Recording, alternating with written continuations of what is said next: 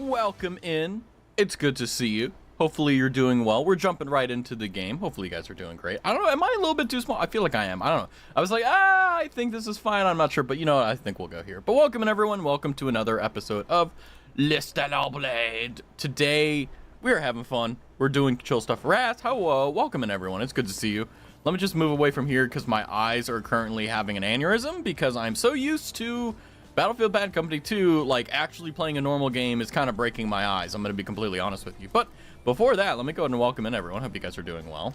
Let's see, who is on the podium today? It seems as though the Bear is in first place. Welcome in. The next door is in second, and Cow is in third. Welcome in. I will do a flip just for you. Don't worry, Cow. But welcome in. Baller, hi, Soma. Welcome in. Sexy man, hello, Rascal. I don't know who you're talking to, but if it's me, welcome in, Janae. Welcome in. Hopefully you guys are doing well. Razzle dazzle. Yeah, look at this flip. Woo, wee, wee, woo, wee. The flip test has been achieved. Life is good. But today we are playing Stellar Blade. We're kind of just going through. Now, Soma and I were talking a little bit earlier before stream, and apparently, like, the Nikkei stuff, the, like, you know, like, they give us a code. Apparently, in the, like, the first area, you guys remember that golden dog? Apparently, that starts a whole host of, like, quest lines. So, we'll eventually get to that, but full disclosure, not going to do that this stream. But welcome in. How's it going? Oh, hi, Abby. Welcome in, Bear. Thank you for gifting a sub to next door. Woo! Hopefully you enjoy all the emotes and all the good stuff and no ads. Honestly, I think if I had to be completely honest, I think the best part about subbing is the fact that you get no ads. Although I will tell you guys, like, above and beyond, if you guys only got like 20 bucks that you can spend on like Twitch a month, definitely get Twitch Prime, because then you don't get ads anywhere. It's great. Anyway, but let's move on. I wanted to finally talk to this dude. Like, the entire game, we haven't been able to talk to the guy that's in here at all. And it's like, okay, we should be able to do this. It'll be fine. Maybe when one thing leads to a ton of side quests. Yeah, like, I mean, don't get me wrong. I love side quests. But the thing is, like, I have this... Okay, so... Hi, Dusty. Like, I have this limit where I can only do so many side content before I get bored. And if it's a really good game, I'll literally do all of it before I move on to anything else. But sometimes I'm like, like, side quests are fine, but they're, you know, they can become monotonous and tedious, and even if they're written well, it can be fairly annoying to get through. So I always try to make sure that I have a good balance. But if I were to do the Nikkei, like, side quests, that's probably all we would do all stream, and I'm not gonna lie to you, I'm like, I don't want to do that. Although, what I do want to do is talk to this guy. We finally get the opportunity. Hello, Angel. How are you? I'm doing great. What kind of refinement work is this? I guess even things like this are considered a resource in Zion. What? A resource? This is a food source. I'm not sure I follow you. This isn't just some liquid or paste from a tube. It's a corpse. A corpse? My goodness. I simply can't believe what I'm hearing. Yeah, she doesn't eat, guys. Please call it cuisine. Cuisine. I need food a base. Actually, your timing is perfect. First to play with 3DS. Maybe you Actually, can kind of help me base. out while you're here. Yeah, give me a Why quest. do I get the feeling this won't be easy? It never is.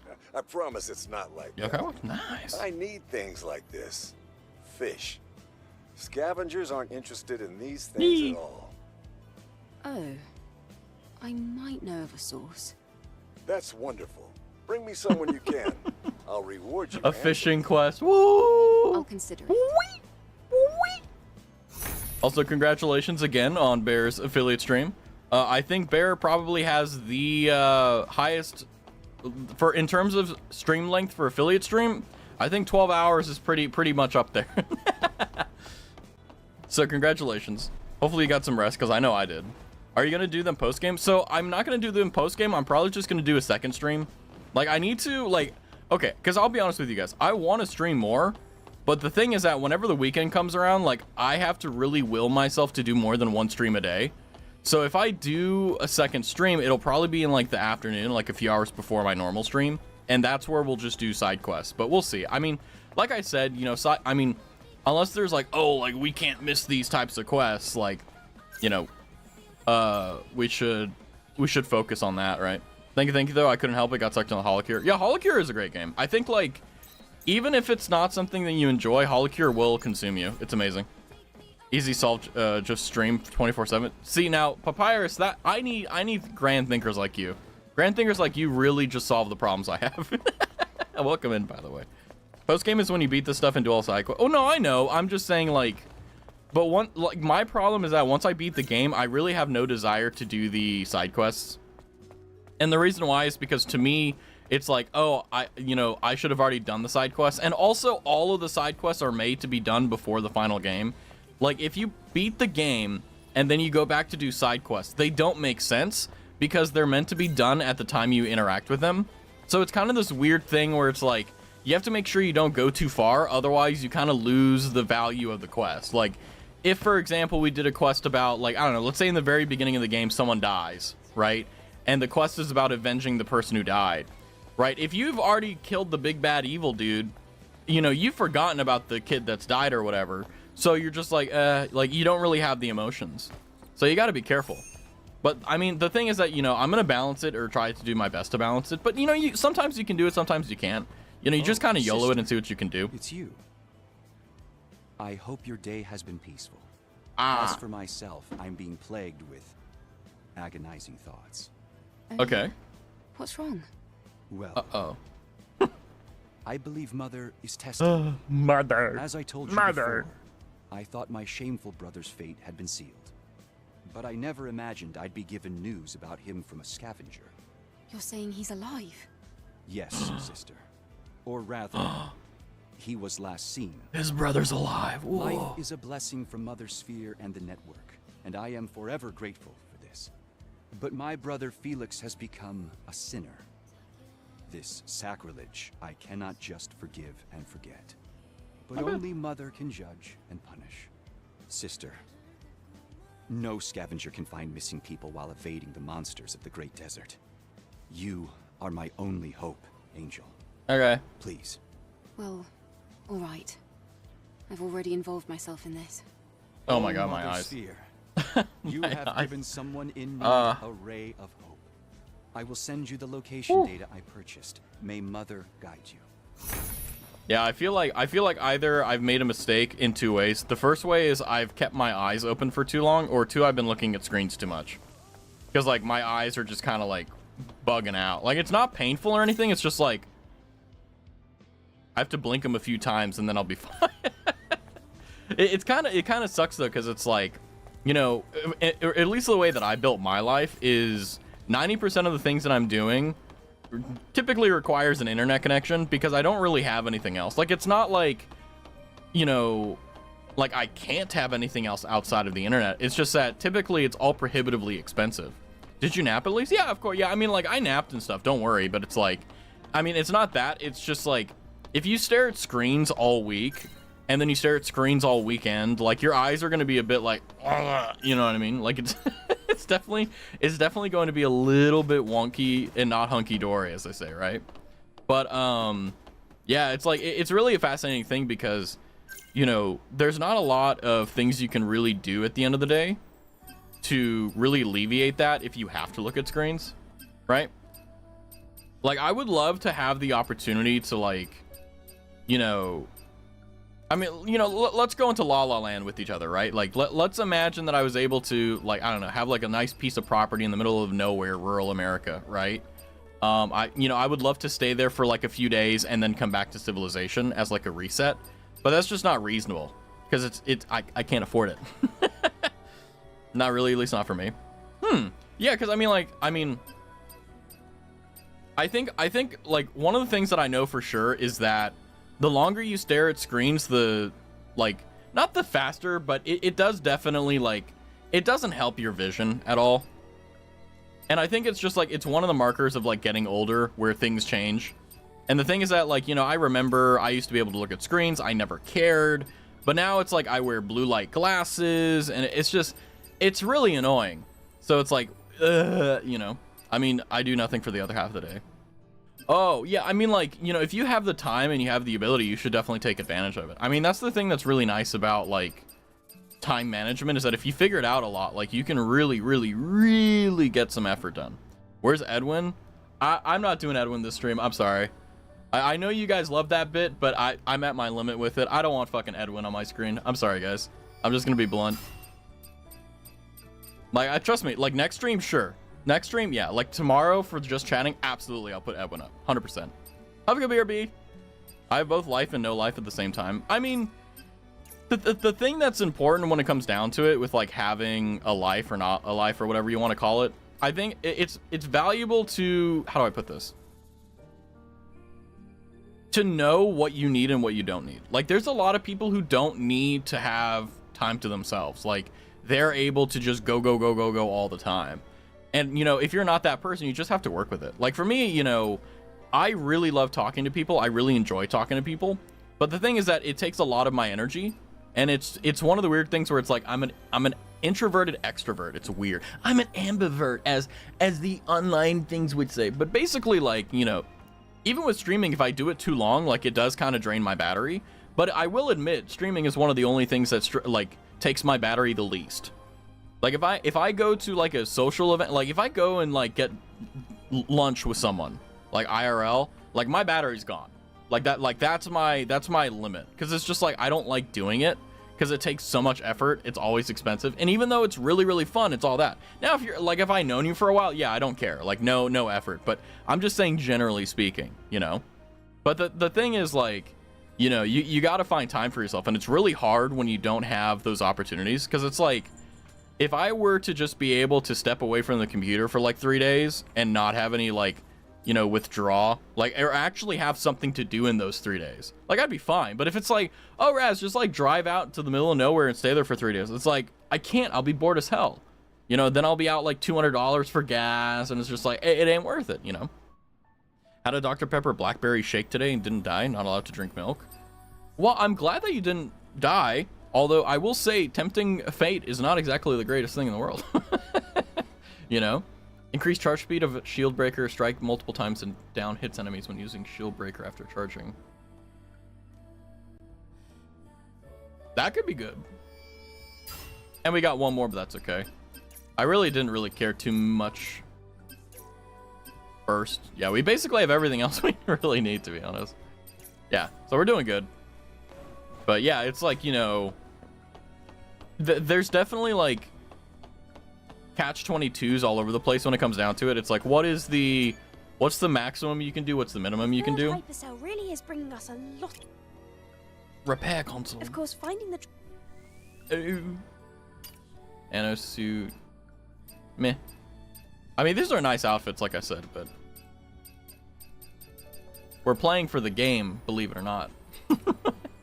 Drone no modules. Become Cottontail and stay away from the internet for a while and then come back to Vishocho collapsing again.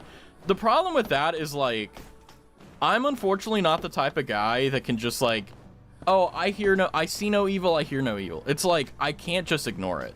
Because the thing is that, like, I mean, 90% of stuff, like, if it's the Vishojo stuff, like, after a day, I'm like, whatever. I may be upset about it, obviously, like everyone else is, but, like, after the first day, I'm like, whatever. But yeah, I mean, like, ultimately, when it comes down to disconnecting, though, like, there are disadvantages with it. Like, if you stay away for a week, you're fine, but, you know, if you go away after that, like, you lose touch with everything. Like, imagine if I didn't stream for a week. Like, that's a lifetime for a lot of people. You know, like, that's insane. Like, it's actually kind of interesting. I don't know if it's cruel or if it's just, like, fascinating at the same time, but, like, you know, if you don't stream for, like, a week or two, like, the chance of, like, people coming back is, like, almost nothing. Like, based upon so many statistics. And it's not, like, the viewer's fault. It's not the streamer's fault. It's just, it is what it is. You know, if you don't talk to your friend for a year, are they really your friends? And it's like, well, I mean, if they're cool with it, right? If they're cool like that. But, you know, most of the time, like, if you don't talk to someone for a year, like, that's it. You don't know each other, you know? But, yeah, like, I mean, everyone has their way to disconnect. Like, I don't really have one. Because the way that I disconnect from the world is by, you know, the internet, which I think a lot of people are like me in. So it's like, it's not a bad thing. It's just, you know, when it comes down to just protecting my eyesight, it's like, it's not really great. But that being said, you know, I'll definitely have times where I'll sit and I'll just, you know, kind of lay in bed and relax or do something similar. But yeah, a VTuber I met who is also named Soma hasn't streamed in 3 months because she went on vacation. That's actually kind of insane. I mean, I think, like, personally, it really depends. Unless you're, like, going on some grand pilgrimage to, like, Mecca or something. Like, you know, vacation gets kind of boring after a week. Well, I'd say, honestly, if you really want to have a good vacation, 2 weeks is, like, the industry, like, what I've seen. Because the first few days is, like... Okay.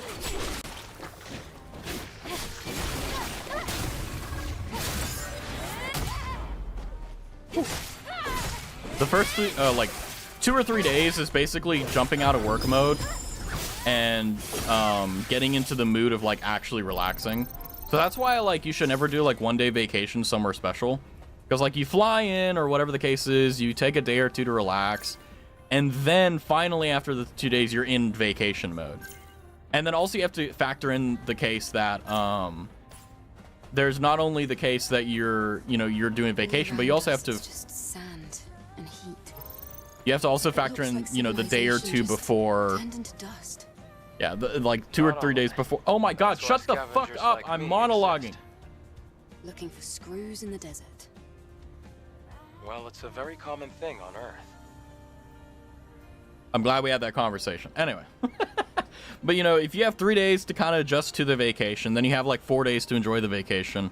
Then you have 3 days to go like, oh, the vacation is ending. This sucks. It's over. Like, that's pretty okay. But generally speaking, most people don't get it in like 2 weeks. So you have to kind of plan it, you know. I can't get very far in this leg, but I'll be able to get in those bastards' way. There's no time you need to go. Let me do something good just this once. Sag. Rest in peace's decision. But yeah, no, it's like I've definitely thought of ways to like disconnect from the internet like during the weekend. Like I've definitely done it before. I've definitely like had times where I'm like, I'm tired. I don't want to fucking like, I don't want to get on my computer. I just want to, I don't know, just not be on my computer. I've done that for sure. I've literally just like had work weeks where I'll sit here in my room doing absolutely nothing, just not on my computer. Like I've definitely done that. 100%. But it's not like the best. It kind of sucks. I always regret it. Hi, Raz. How are you? I'm doing great. We're just being chilling. Back to the Nikkei thing. Did you know that there's a street corn in my city called Elotes Doro? And yes, it's Nikkei themed street corn store. That's actually kind of insane. I'm not going to lie to you. Like, I think it's kind of amazing that anime and also like games in general have penetrated so deeply into like the world. Like, for example, like before anime was really, really big globally, like Dragon Ball Z, for example, was like it still is incredibly large in Mexico. Like I think South America in general is like the most avid viewers of like Dragon Ball and Dragon Ball Z. Like they have like watch parties basically, right? Like it's insane. But it's nice to see that like it's not just, oh God, it's not just the case that, oh, you know, ow. What is this shit? What? This is so annoying.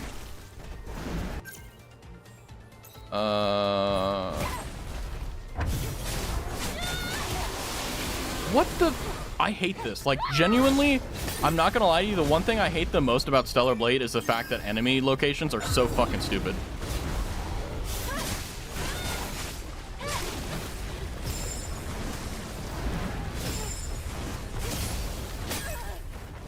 Okay. Just gonna stun lock you because the game hates you. God, this game pisses me off, guys. I'm gonna be so honest with you. There's sometimes like this game is awesome and it just pisses me off. Like, let me run away. Jesus.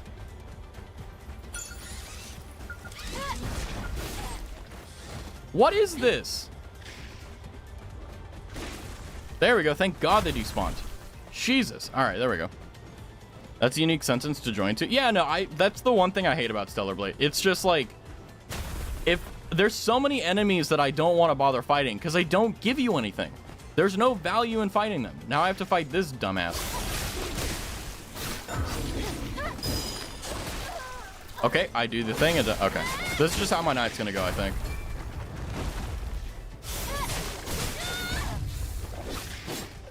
There we go. If a taco stand has a Goku painted somewhere, you know that it's gonna be fire. Exactly. Welcome in, Glitch. Yeah, no, I mean, like, I think what's beautiful and I think what's wonderful about that is the fact that we've gone past the point of like caring about anything with like, oh, is it anime? It's not good, right? Wait, there's a can back here, I think. I heard it go bing, bing, bing. But yeah, no, that's the one comment I have about Stellar Blade. But it's also just like something that exists with like every single game, I feel. Where they have a lot of these enemy camps that just don't do anything. Like, they don't give you anything. They're just there to annoy you. And it doesn't even add anything. Like, it doesn't stop the player from being as efficient. It's just, I don't know. It's just, honestly just a silly waste of time. But it is what it is. Hey, can you hear me? Okay, I'm not reading that. There's the can. Will we get it? Nope. Without fighting. I never can tell when it's attacking.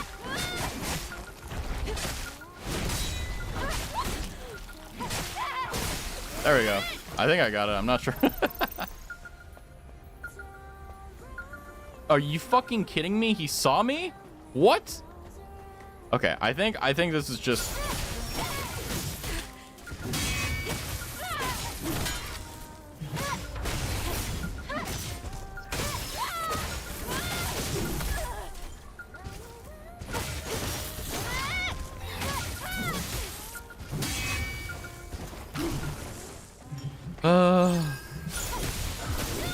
There we go. Friends started playing Code Vein and we were all dogpiling on him because how bad the game is.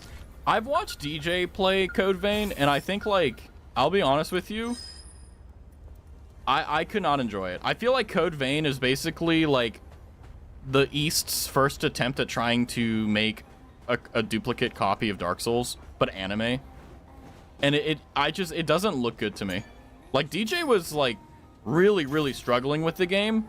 And I could see why, because it doesn't make sense. Like, he got stuff locked out because, like, you had to follow these annoying things. It was really weird.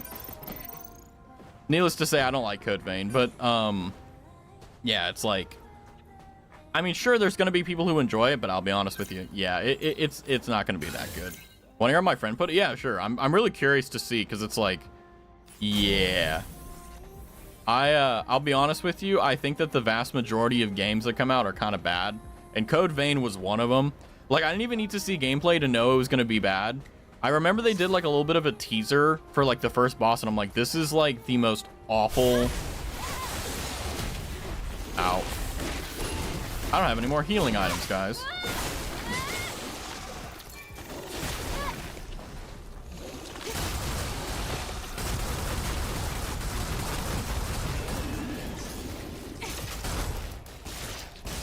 How did I switch weapons? Oh.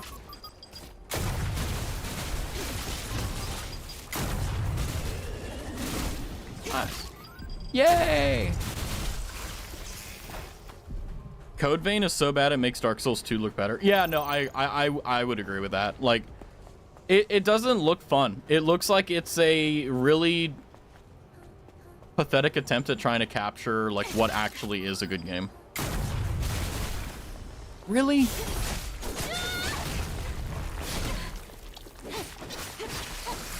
Ah, alright, there we go. Although, admittedly, despite the fact that Code Vein is kind of eh, that just kind of makes you appreciate good games more, you know? Maybe this is going to be an outfit. I don't know. This is the second thing I hate about this game. Why are there so many fucking chests with passcodes? Like, it's just, it makes no sense. And a lot of these just have items in there that don't really do much. Ugh. Like, it's not fun finding them anymore. Okay, let's read Echo's Lament. Freedom Liberation Alliance was going to cross the Great Desert peacefully and build a settlement at the rally point. We cannot trust Oracle, who imprisons us in the cradle, suppresses any voice of reason, and is hatching a mysterious plot using Naytibas. We swear on our fallen comrades that we have been holding fast to non-violence. However, we came to a conclusion that we cannot withstand the city anymore. All we can do is flee the city and hope for the best. But, as we fled the city, they struck us from the shadows. In the darkness masked by the sandstorm, they chased after us. In the end, we were all scattered apart. I wish this was just a bad dream, a nightmare.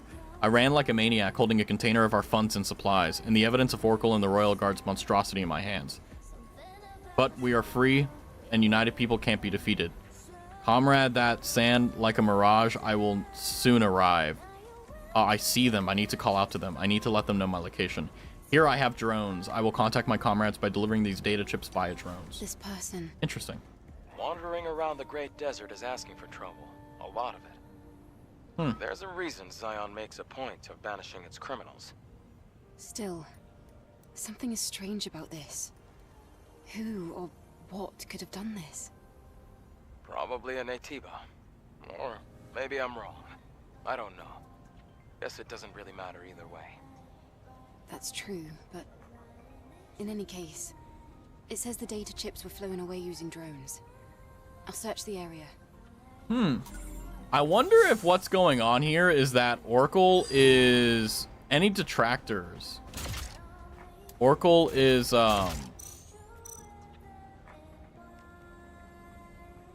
sending out like the elite squad or whatever guys to kill them.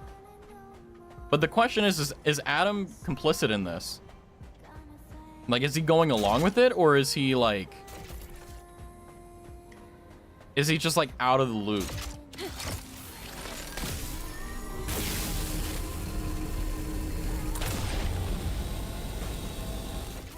Okay.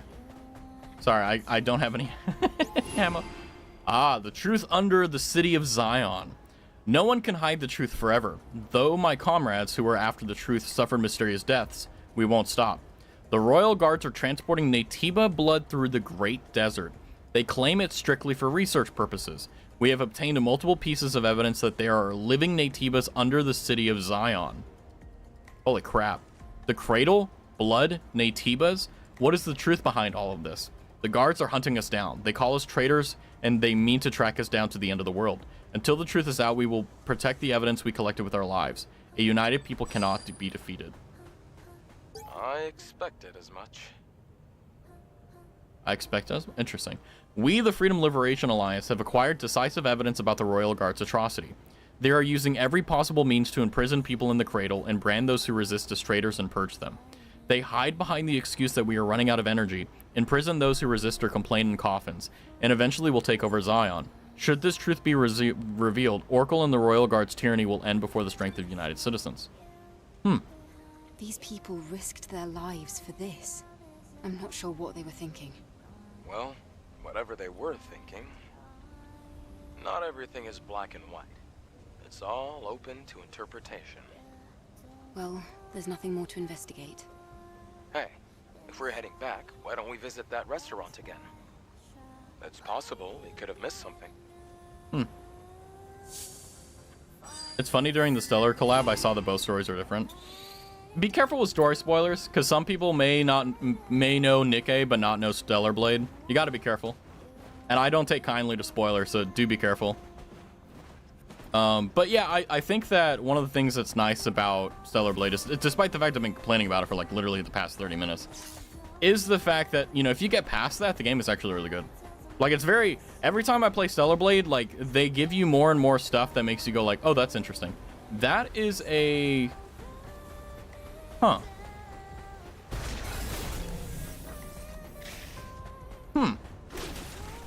Interesting. That is a upper stage of a rocket of some sort.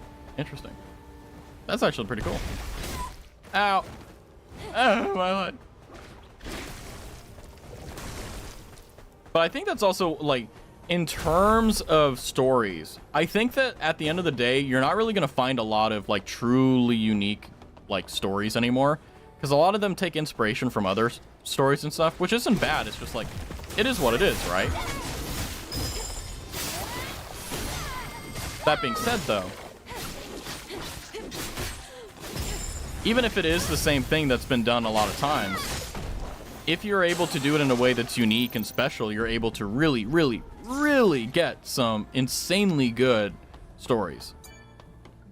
And then you also have things like where it's not good. They have similar things, but they are not the same. Also, there were like 0 spoilers to Stellar Blade on the Nikke collab. Yeah, I'm pretty sure they, yeah. I'm glad they didn't like do any of that, because there are some collabs that do that. They literally will spoil like massive elements of the game that, like, you know, you're supposed to know, or they assume for you to know because, like, they assume that you've played Nikke before. So they spoil a bunch of stuff. Like, I remember, I think Final Fantasy did that. I think Final Fantasy did that with a few other games, and it's just like, that's cool and all. However, at the same time, it's like, you kind of just spoiled this for us, you know? It's like, interesting. Do we have any more missions out here? Reboot. Guess we'll go here. But yeah, I think, like, one of the things that's really nice about games is that there are some times where they take something that's been done before, but they actually make something new out of it. They actually do something better. I mean, I guess you could say a different example, I guess maybe a bad example, is like Attack on Titan tried copying like Code Geass, which is kind of interesting. But they failed like horribly. It was actually really bad.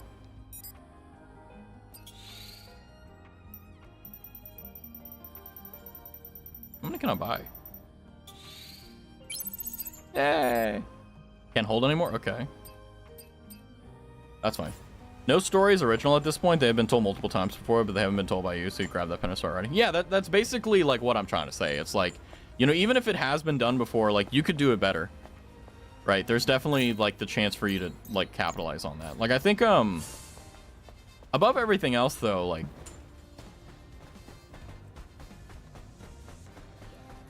how do I put this? Right? It's a difficult way to put this, but go away, I don't care. I'll come back for him later.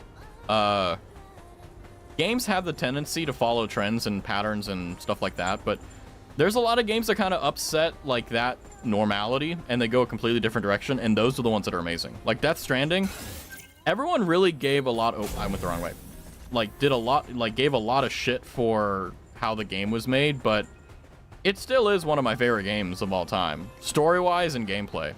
Like, yes, the game isn't exactly as thrilling as a fighter, but you know, if you play it as like an RPG, it's actually really good. But then again, your perspective on everything is the most important. Oh no. The mission has been accomplished, Mew. Hey, He asked us to do the Mew? solar tower, and then, yeah, Maybe he went to go and be with them. His old partners. very based. With the storm gone, Mew's last path must have been a peaceful one. May I your agree. memories live on. Forever. Poor guy. Banana! Banana bread. By the way, I gotta say, I saw a tweet the other day that was saying, like, the way to a man's heart is banana bread. And honestly, I think they're right, and I think that that's information that people should not know. Like, I think that if you make a guy banana bread, like banana nut bread, like if you make banana bread, even if it's like just crappy banana bread, like I think that's how you get to a man's heart. Like, not even gonna lie, like it would probably work on me. I'm not gonna lie. And even if it doesn't, I will be affected regardless, you know? I watch games more than I play.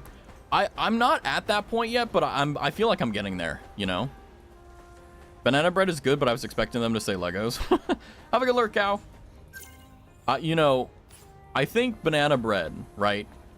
Like there's just something about it that is special.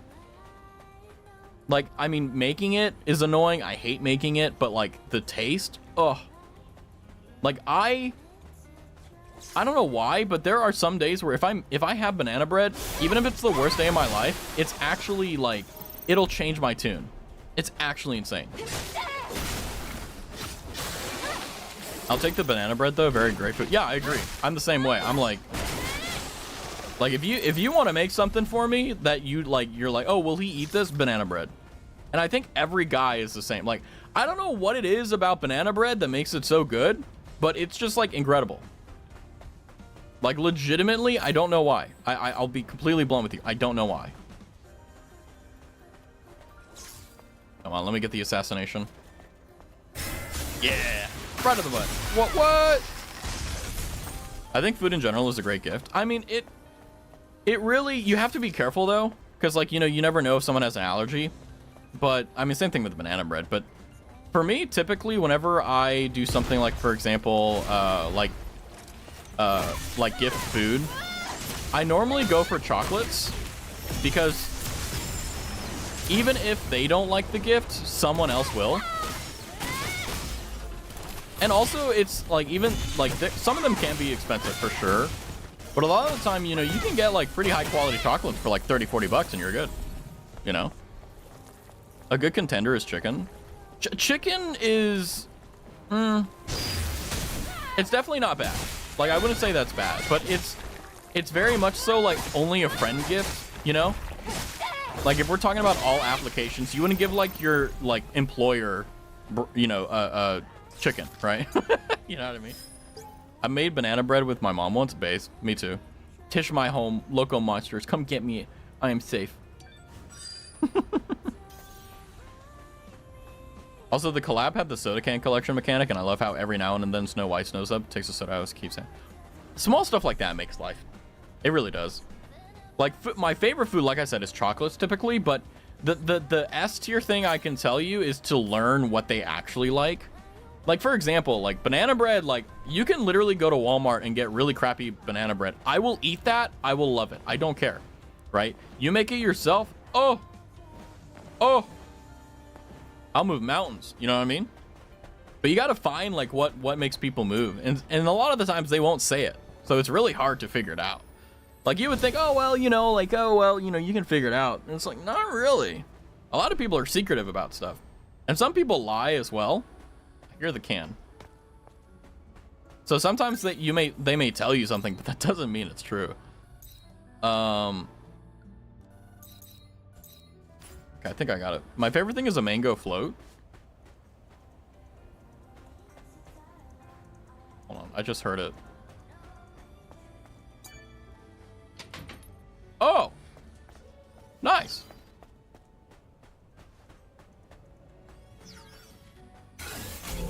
Where's the can? Maurice, where is the can? Maurice, I can't move it anymore. Interesting.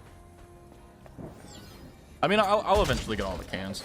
I mean, I think that Stellar Blade is one of the games that I probably will get all the achievements in, just because of the fact that like, the game really is just that good. But yeah. Adam is telling me that there's a can nearby, but I don't know where it is. Ah! The one my mom makes has peaches in it. It's so good. I mean, I don't even like, whenever my mom used to make mango bread, banana bread, like it never had anything except just banana bread, and it was delicious. It was great.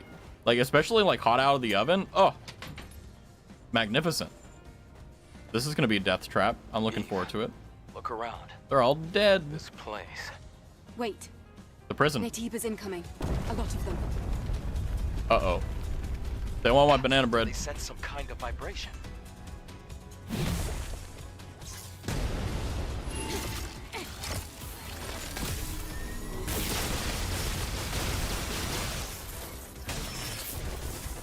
Woo. Fascinating.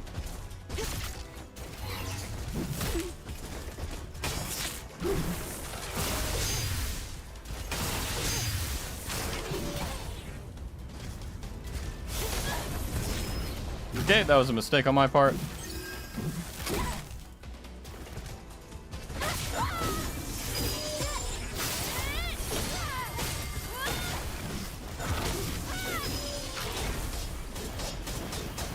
Woo.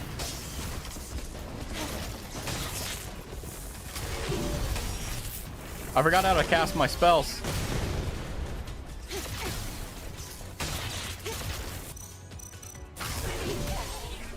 Ow.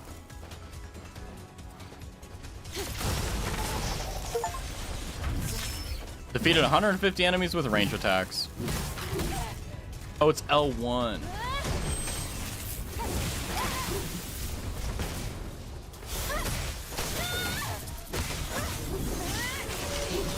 Whew.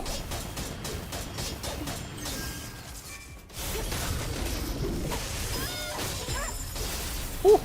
Look at this skill. Hey, welcome back, Abby. Stellar Blade gameplay wise is good. The attractive women is a bonus. Yeah, I mean, like, obviously. Oh my god, there's so many. Okay, it's not over apparently.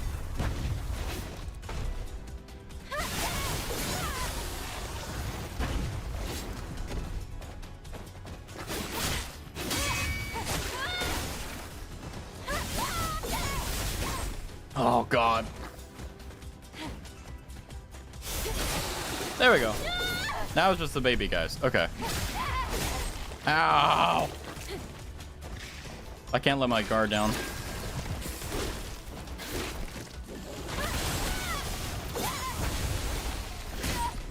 I have to like... I hate this game.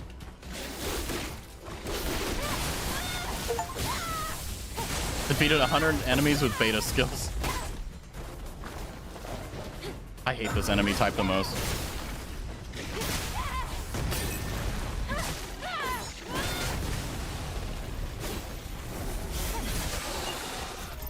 Are you kidding me?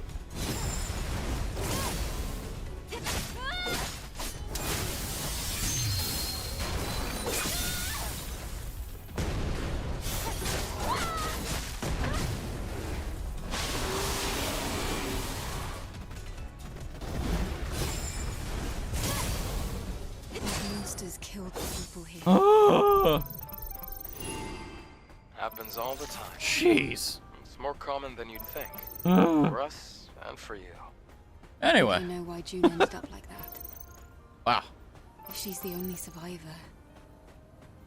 Sorrow, guilt, regret. If you can't handle it, you end up like her. We did it. Treasure or no treasure. How y'all doing? We're let's doing just great. Grab the memory sticks. Finish what we started. All right. Yeah, I mean, having an attractive main character is obviously a bonus, but I mean, honestly, like, even if they made like, well, I mean, if it was Shrek, right? Like, I'd be like, eh, but I don't know. I think that it's definitely different to have like an extremely attractive female protagonist. So like, but does it really change anything for me? At least not really. I mean, it's obviously eye candy is amazing to look at, but it's like, whatever. There's this one dish I had, I forgot the name of it, but I had it on my grandma's farm in the Philippines. It's this deep fried bananas. It's different from here because I know what you're talking about. I think I've had them too. Are they like, do they have like, is it kind of like a plantain, but they're very sweet? I have no spill to tea, but I do need advice from the 2 males I've already asked for. Send it. All right, this is health guru with, or relationship guru with Raz. By the way, anything I say or do, if it goes poorly, it's not my fault. Dig to live, dig and hide to live, dig and hide to live. Hurry up and dig or you'll get eaten by the monsters. Hurry and dig. Aw, Sag. Yeah, okay, yeah, then I've had it before. Yeah, it's very good. What do you need advice with, Abby? I will give you the most like probably like mid take, but it'll be mine. It's topped with sugarcane sugar. Now that I haven't had, but that sounds amazing. Next time I have I'm gonna make plantains, or like I'm gonna like fry up like banana slices, put some sugar on it. That sounds amazing. I just spilled water on myself. Hold on. Okay. All right. Got on my shirt. That was only on our farm because they grow sugarcane. They're based. There were 3 or 4 things he did, but I will explain them and ask the question I need. Give me a minute. Okay. We all love the duality of Raz. I hate this game, and man, we doing good. Well, I mean, the thing is, like, I can hate an element of a game and then also love the other element of the game, right? But that's basically where I'm at. Go, hurry. It's too late for me. Head that way. You'll get to Zion. You have to survive. Even if that means you're the only one left alive. Goodbye. Rip. Poor guys. But no, I mean, like, Stellar Blade is an amazing game. It's probably going to be my game of the year. It's just, there's a lot of things about games that I just kind of get annoyed with. And it's just part of it, you know? I received the messages from a city called Zion. It said everyone is welcome. It said we could all live together. The city welcomes everyone in the name of the Prophet Oracle. I don't believe it's a real city. I think my sisters believe in it, though. Maybe they just need something to believe. I wish I could I wish I could go there. I truly do. Poor guys.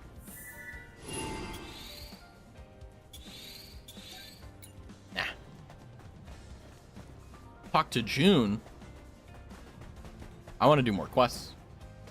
Maybe I'll just like do a quest, come back to the client. I don't know. We'll see how it goes, but yeah.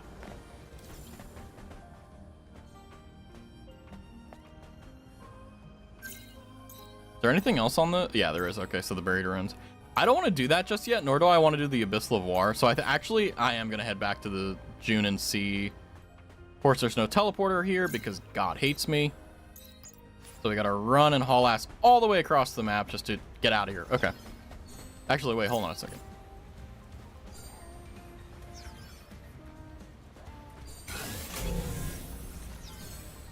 Oh, there it is.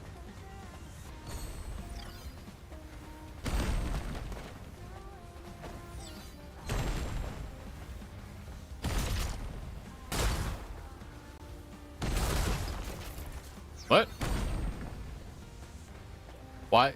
Why is it not aggroing? What?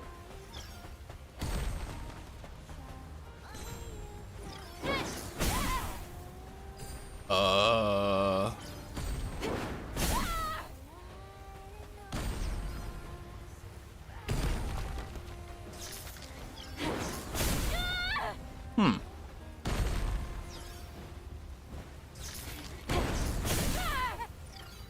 Maybe? No. Huh? Okay, I guess we'll come back to that one later. I don't have the patience for it. I don't care enough for a can. I'll be honest. I'll come back and get it later. There was one thing this the farmhand made for me that was really good. He just clipped a coconut tree and got a few, cracked one open. I drank the water pretty much. Yeah, coconut water like is either really good or really bad, no in between. But then he took the flesh and baked in the bread with ube in it. Ooh. Yeah, coconut, like, I think it's called coconut meat. I think it is. Really good. But you have to cook it right. Otherwise, it just kind of tastes terrible. And even if, like, you get it right in terms of, like, cooking it, like, it can still taste terrible depending on, like, the ripeness. So it's kind of like a you win and lose type situation sometimes. It was so good. Yeah, like, the best thing about, like, fruit dishes is whenever you can elevate them past just like, oh, you have the fruit. Like, you know, mango smoothies go hard, you know, banana bread, like, you know, whenever you can take like something basic like a banana and turn it into like a delicacy, it's amazing. Ever had spaghetti with coconut? No, I haven't. That actually sounds like it would be pretty good. Like, that sounds like it would be like, I don't know, maybe it would be really good. I don't know, part of me is like, it balanced the sweetness of the ube and it was just fantastic. Oh, now I'm getting hungry. Don't know what to take from that. Take whatever you want, you know? Take whatever you want, Abby. That's how it goes. Oh, man. I had spaghetti and some coconut, if that counts. I mean, like, I feel like they don't really mix together, IMO. That's not a bad thing, because I haven't tried it, but I don't know. Maybe I would like it. I don't know. You never know till you try it sometimes, you know? That's okay.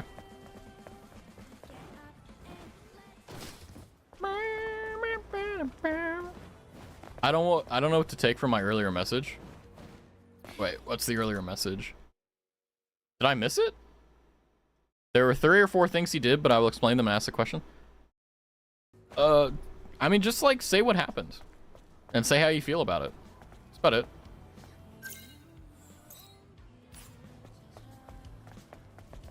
I poured shredded coconut into my spaghetti thinking it was cheese.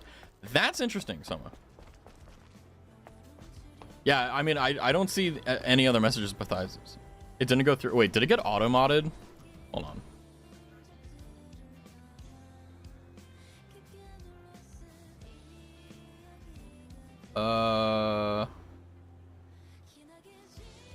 Yeah, like, it didn't get auto-modded either. So it's like, did you...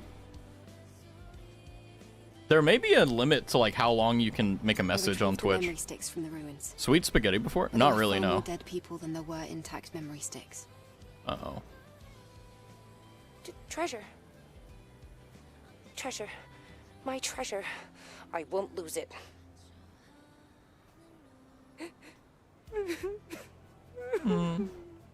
I'm sorry I couldn't protect you. I'm sorry I ran away.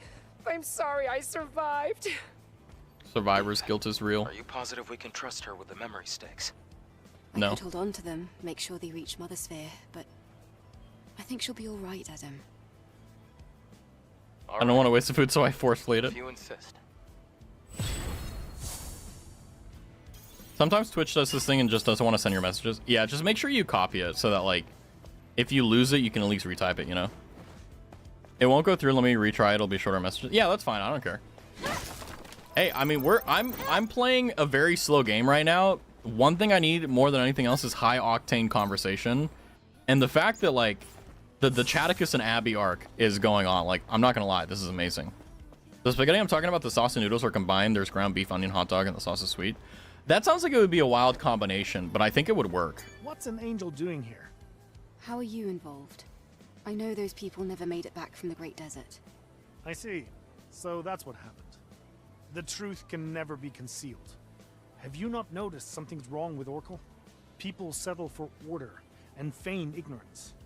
What do you mean? Are you sure everything you believe is true, Angel?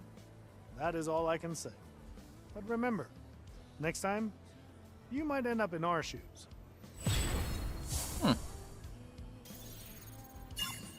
Interesting. Man, we're getting a lot of points. I love it. It's very good. It's the way Filipinos make it. It's not for everyone. I grew up on, so it's probably my favorite food. Even better. So Abby starts with, first him and my cousin. First, him and Abby's cousin were working at the football game. I told neither one of them I was going, but I saw them at one point from the bleachers I was in. One away from the first seat of the bleacher seat, so I was pretty far down. You could see across the field, and I saw my cousin whisper something into Chad's ear. Ooh. I feel like I'm in middle school again. I love it. I love it. This is great.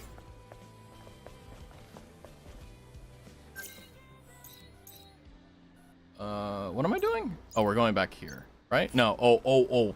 While we answer Abby's question, I'm gonna see if I can get like better, because you see here, like this is just farming. This is just like getting more. I literally just have attack speed and XP acquisition. That's all I have. I'm keeping my feet up reading them. Side bout. No, I'm kidding. But yeah, no, it's like, I think it's fascinating that my entire build so far has not actually been like min-max. It's been like kind of crappy. So.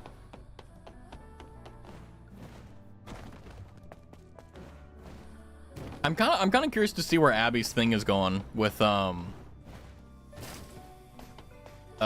is it? With Chaticus. Like, what exactly is being said? So, I'm so nosy. I still think if AC6 hit us with a Remember motif and Rusted Pride, I would have fucking exploded. I wish I loved anything as much as you love, like, Armored Core. Well, I mean, I do. I have streaming, but it's like...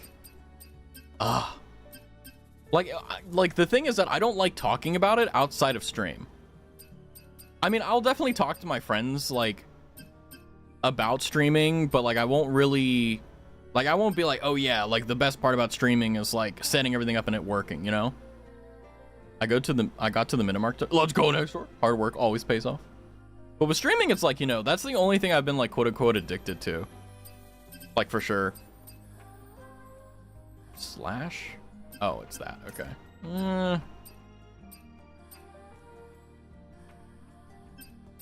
Oh, yeah, I got it. Oh, okay, that's right. Techie mode. Which I never used, I'll be honest. The power of autism. I mean, I don't think it's autism. I think it's just like, you know, like we tend to like say it's autism, like, oh, your autistic tendency is this, but the reality is that you just really enjoy it. That's it. Like, I mean, if you're like, the classic example of the train guy, where like literally the only thing that matters to you is trains. Yeah, that's a little bit up there. But if it's like, if you just love something inherently, like if you loved someone really, really like much, and you loved them for your entire life, like, you're not autistic, you're in love with them. Like, you know, like, you gotta be, you know, you don't want to misdiagnose it, right?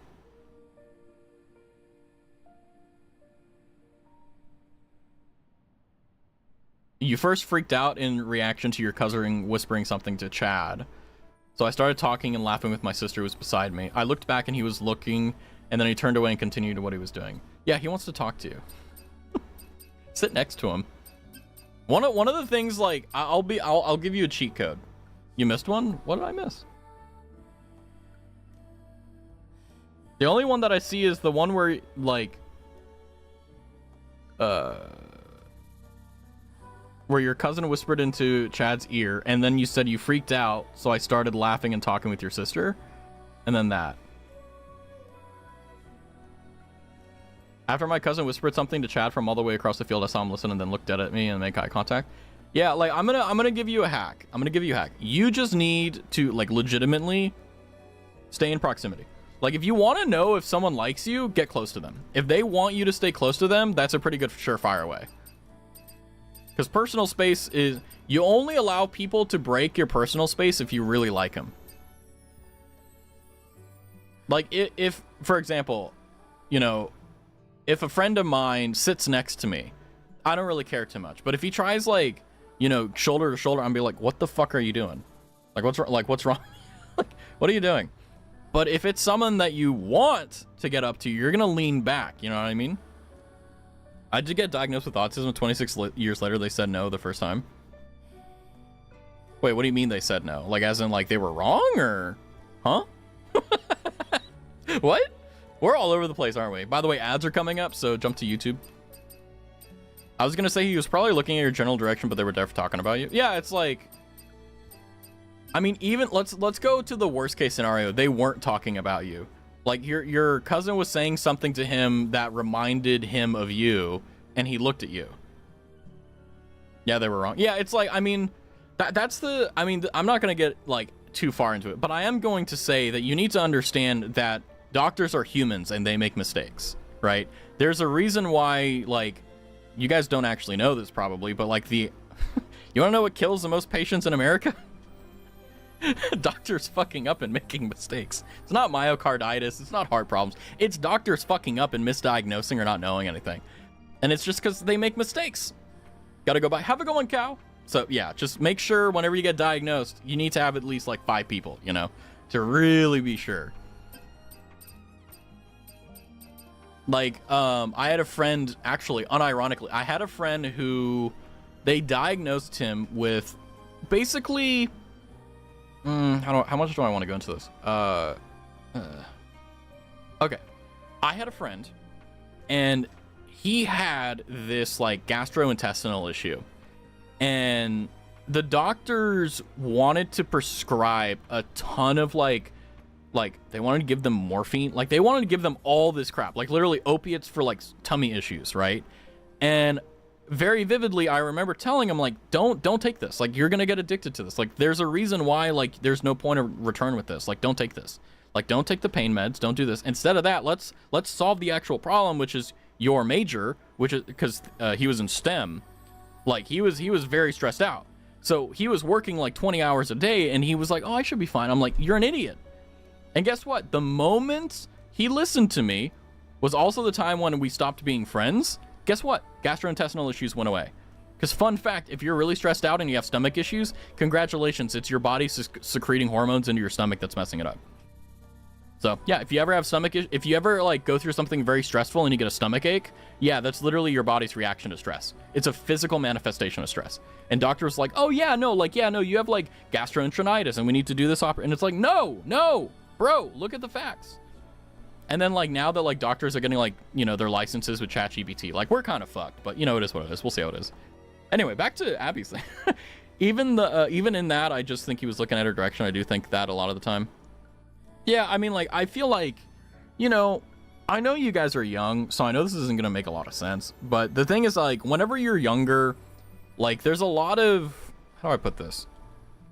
Maybe I'm showing my age here, but basically when you're younger, you have a lot of apprehension about actually going after and pursuing someone that you enjoy. So a lot of people will kind of like, oh, I don't know if they like me or not. I'm, like, really concerned. And by the way, this doesn't go away when you get older. It's just you do more things to stop it. Like, the thing that I'm saying, though, is the way that you find out that someone likes you or you like them is by being in proximity with them, talking with them, hanging out with them, doing things like that. Now, by the way, for better or for worse, it can also be confused as just being friends. So it's a very delicate and difficult process because you can enjoy someone's presence without being in love with them, you know? But the thing is that, like, generally speaking, like, the big sign that I would look out for is physical touch. Like, do you want to touch them? Do they want to touch you? And I'm not saying that in a weird way. I'm saying, like, do they want to hold hands with you? Do they want to, when you're next to them, try this, Abby. Lean on his shoulder and see if he leans back. If he leans back, you're in. You know why? Because if he doesn't like you, he's going to be like, the fuck are you doing? Or he'll allow it and he'll kind of be like, he'll be static. He'll be frozen, right?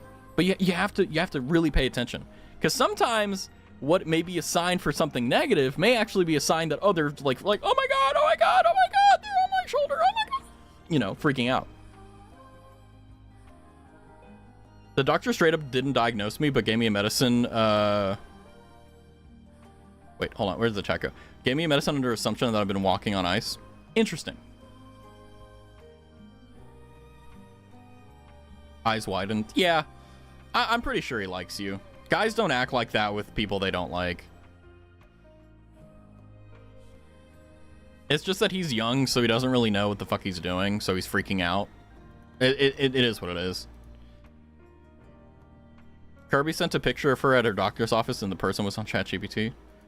I mean, I went to a doctor's office, and the doctor was using a app that, he was like, hey, can I record this conversation for notes? And I'm like, yeah, sure. Like, that's fine. I do the same shit, just covertly. So, like, you know, it's just it's a thing that records everything that's going on and summarizes it. It helps with, like, chart notes, because every doctor has to do, like, notes on a chart. So, basically, it saves him a bunch of time.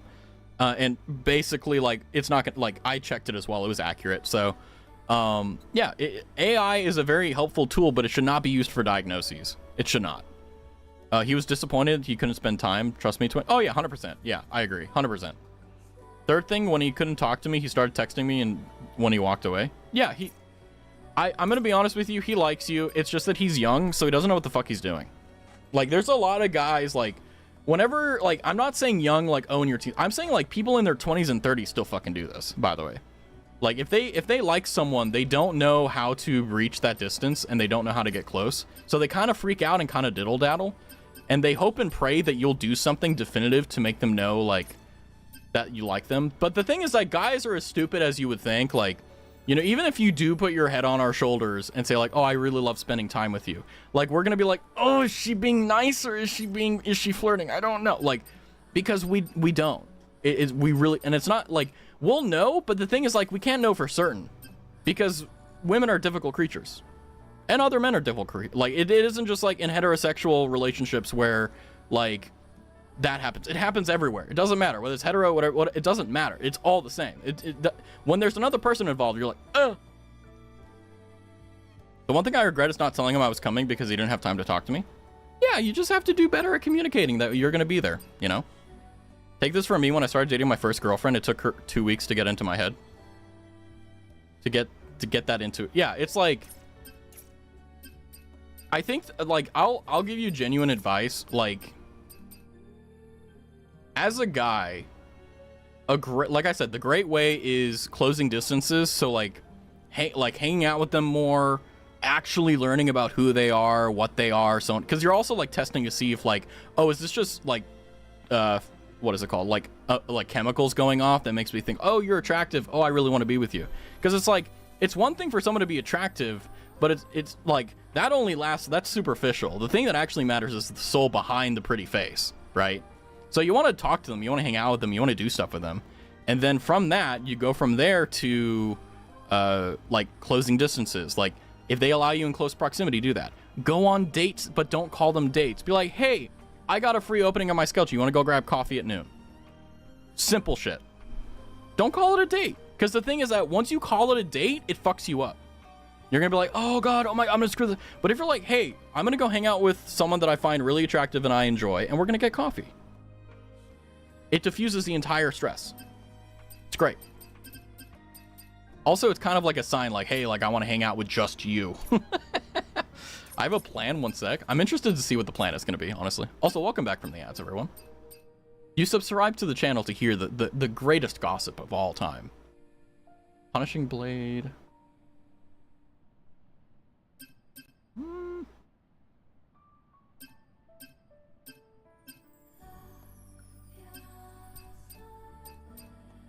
I don't know. I've been kind of struggling trying to figure out what the hell I want to do with this, but...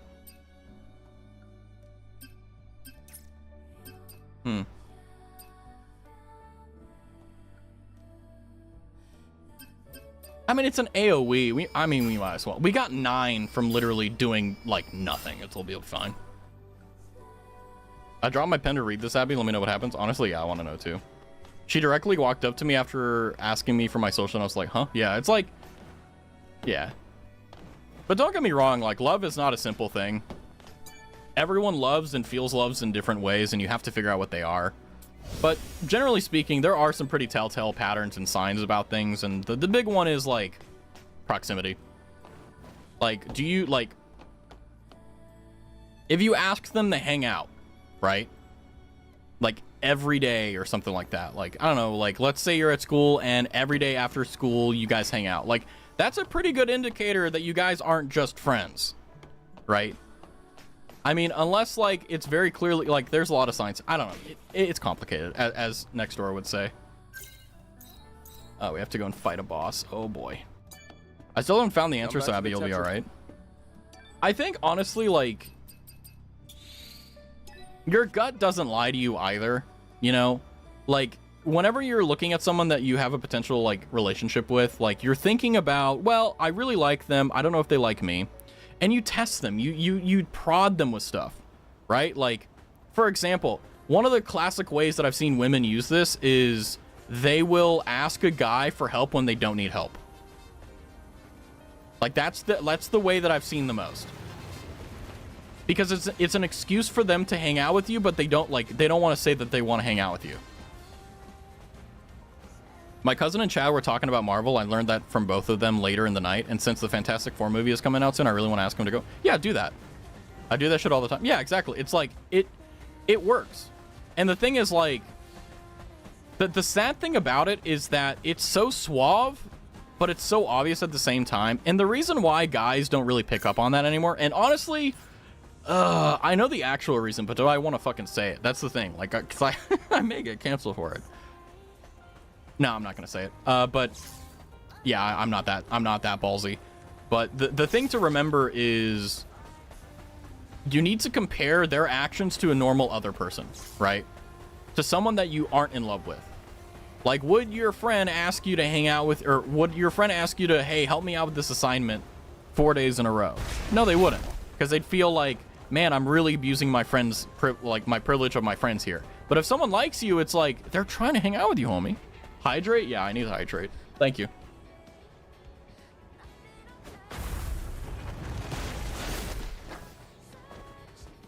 I was dwinking. Thing is, though, it'll go over chat's head. Then you just need to, like, sign stuff. Like, hey, I wore this sweater for you. Hey, I did this for you. Like, my homie in Christ. Just tell him you're doing things for him. It'll really help. Posture check? My posture is actually pretty good. Thank you, though. Thank you for the hydrate and the posture check. Now I just gotta lock in. Yeah, it's like, I mean, I think that right now, like, this day and era, it's the best time for women to be upfront and women to pursue the people that they like. Or whatever, you know, like, it doesn't matter what your gender or whatever. Like, it doesn't matter. But the reason why I'm saying women in general is because typically it's women who don't, like, initiate. That's the word. I think what Raz is trying to say is that he's either is aware but is deliberately not acting due to fear of humiliation, or he's dense. I mean, if he's like me, then he's being very careful because he knows that if he fucks up, it's over. Like, from a male's perspective, from a guy's perspective, if we overstep our boundary, then everything that we currently have literally disappears. It's not like, oh, well, you know, like, oh, you don't like me as a romance partner, that means we can be friends. That's bullshit. It's such a lie. That's why, like, guys just never really confess, because we don't want to lose that opportunity, you know? Wee. Hi, Zoo. And yeah, Chad has also had some previous, like, traumas, so he's not gonna chance anything, you know? I need him to see that I still have the screensaver he sent me on my phone. Yeah, like, yeah, you just gotta do that. I mean, another thing you can do is, like, snuggle up. And what I mean by that is, you know, get really close to them and have them trust you and you trust them. And then that mutual trust will build into something. Welcome in, Zoo. Hi, Zoo. How are you? I don't want to fight this guy. But for real, like, if I'm being completely blunt, like, I think you both obviously very much so fancy each other. It's just you both don't know what the fuck to do. That's all it is. And legitimately, like, talk to them, hang out with them, do stuff with them, make memories, you know? He's deliberately not acting. He has his scars and is holding them back. Yeah, I mean, like, if you, like, I'll tell you, like, a real ass thing. Like, if you get rejected once or you have a breakup once, it changes you. And you start realizing a lot of stuff. Like, you have it beforehand, like I did, but it really cements itself, right? Like, rejection always hurts. It's just that the more it happens, the more you're able to handle it. And it really sucks. It really, really sucks. I think you just need to not only be straightforward, but you need to be more slow about it. Yeah, maybe. I mean, like, because the thing is that you have the rest of your lives to figure it out. There's no point in rushing it. Plus, you know, if things do progress, you're gonna miss these, like, weird tug and pull situations, you know? I think he's starting to realize how I truly feel that I'm much different from his trauma. Oh my god, finally. Hi, Soma! Welcome! Welcome in! Yeah, it's, you know... I want to put a nice bow on this.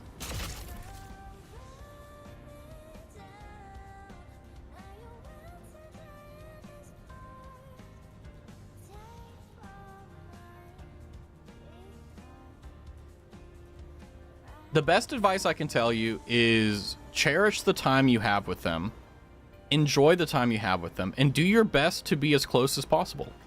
Obviously, you need to be conscientious of his boundaries, but the thing is that, you know, if you want to do something, have him do it with you. You want to go to the store and buy some food? Invite him to go grocery shopping. You want to go for a walk? Invite him for a walk. Do all of that. There you go. It's nice and easy. Like, oh, what? Oh, ah, God, that's grim. Thank you, Soma. Ah! Also, congratulations, Soma. You have completed the sub goal. Thank you for the sub. Welcome in. I appreciate you. And I'm not gonna lie. I'm not gonna lie. It is better to be, well, I gotta really be careful. Hold on, I really gotta think about it because I don't want to say some wild shit.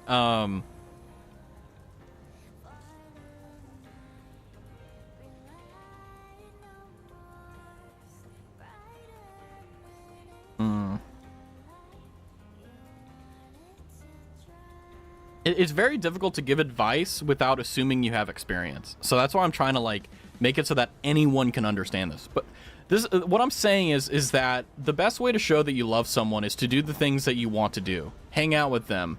You know, do things only with them. And if they figure it out, they figure it out. You know, if you get really, really tired of it, you can just be like, hey, you idiot, I'm in love with you. Like, that's literally what you can say. Like, yeah, is there consequences of it not going right? Absolutely. But, you know, it's going to get to a point where you're just like, you know. I'm slow about it, truly. You guys are getting my perspective, but how I actually act is much like a stream. I don't avidly talk to him or force myself on him. But for me, I also can't rush it at all either. Yeah, it's like, don't rush anything. Just go at the pace that you think you should go at. If you feel like you need to slow down, slow down. If you feel like you should speed up, speed up. Do whatever you think what your gut tells you should do. And if you realize that you're wrong about something, you're going to realize it and you're going to fix it and change it. And that's all. Yeah, move at your own pace. My first relationship ended because I was fast. Yeah, it happens. Yeah, like, legitimately, the other bow, the second bow on top of the first one, is the fact that no matter what you're doing, you need to make sure... To go through another test? I got too close. Yes, there cannot be any exceptions. Then let's not waste any time. Oh, okay. Okay. Final thing. Follow your gut.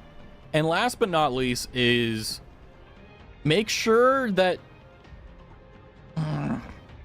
God, how do I say this? Okay.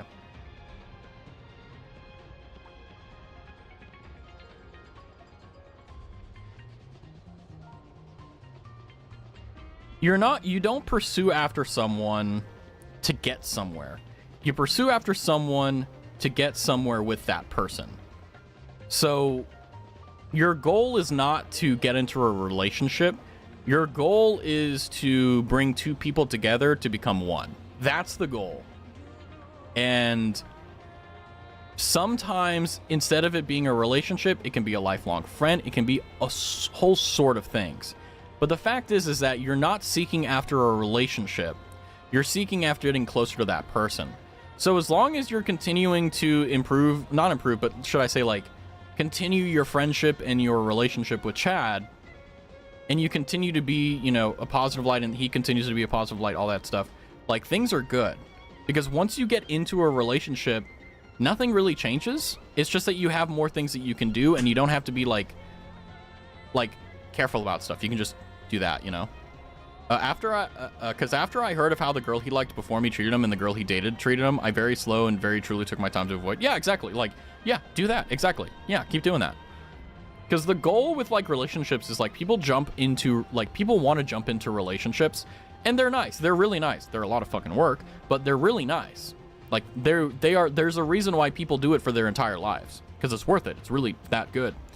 The fact is, though, despite that, once you get into a relationship, that nothing really changes to how it was before. It's just that you get more privileges and you do more things and you get all that. But yeah, it's great. Exactly, it's great to have that second version. But the thing that's brutal about it is that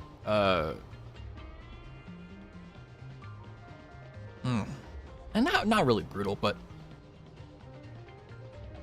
the title of a relationship, like boyfriend, girlfriend, whatever, is very loaded. At the end of the day, what a relationship is a very tight-knit friendship with some very specific benefits. I came here for advice because none of my friends understand my way of thinking. They don't look at men the same way I do at all. Are you asking girlfriends or guy friends? That's like the most important question.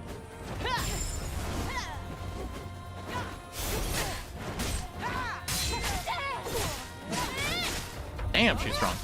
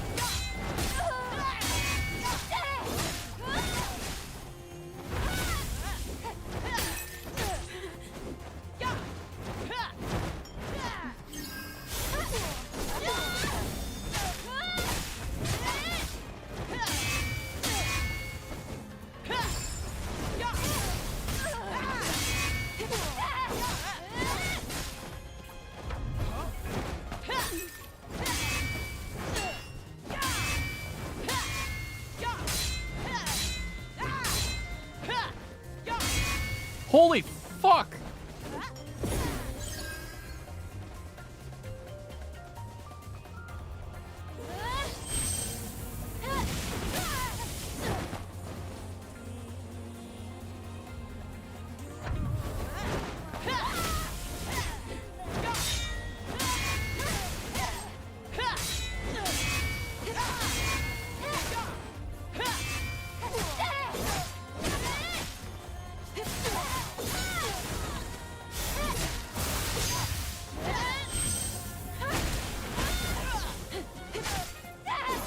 Oh! Oh! That was fun. That was fun. Just as I heard, outsider. This place is deeper and darker than the last. Oh. Please, be careful. Why are you flirting with me, ma'am? I'm scared of women. Don't do that. Hold on. I don't have guy friends. Yeah, don't ask. Yeah. One of the things I will say, this is a little bit of like a unethical life advice, but if you want guy advice and you ask women, it's not going to be good. I'm going to be honest with you. It historically, in my experience, it's not been very good. It's always been very like bad or like inaccurate. Sorry. Maybe that'll get me canceled. I don't know. The only one I have is my cousin, and I'm trying my hardest to not make things awkward between him and Chad. I mean, he knows, so. They might drop some legendary type advice, but most of the time it's common loot. Yeah, they typically give you like, oh, well, you know, if you like him, you should pursue him. And it's just like, bro, what do you think I'm doing? You know, it's like, yeah. Going a bit for how I can love one thing a lot, like Armored Core is like really what you do truly love. Yeah, exactly. Yeah. Like, you have a genuine love for it, and I'm envious. I wish I had that for things other than streaming. Abby's way of thinking is that men are the same as me, just slightly different, because when you think of men, like they're some kind of different human breed. I mean, men do definitely, like, we are very different. Like, we definitely have unique things about us that make us unique. But generally speaking, like, oh God. What a hell of a situation I've gotten myself into here. But also, welcome in, Elliot.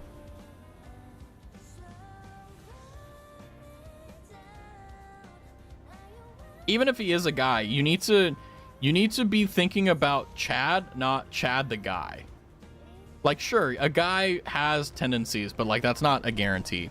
What I walk into again is always something. See, you know, this stream is amazing. What can I say? Armored Core has brought you the best feeling in the world, feeling free?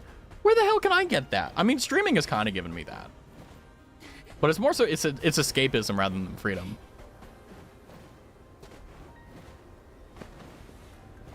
Half the time my friends won't understand the emotions of the guys they like because they think their emotions are different. I mean, we have the same emotions, we just feel them differently. That's like the big kahuna.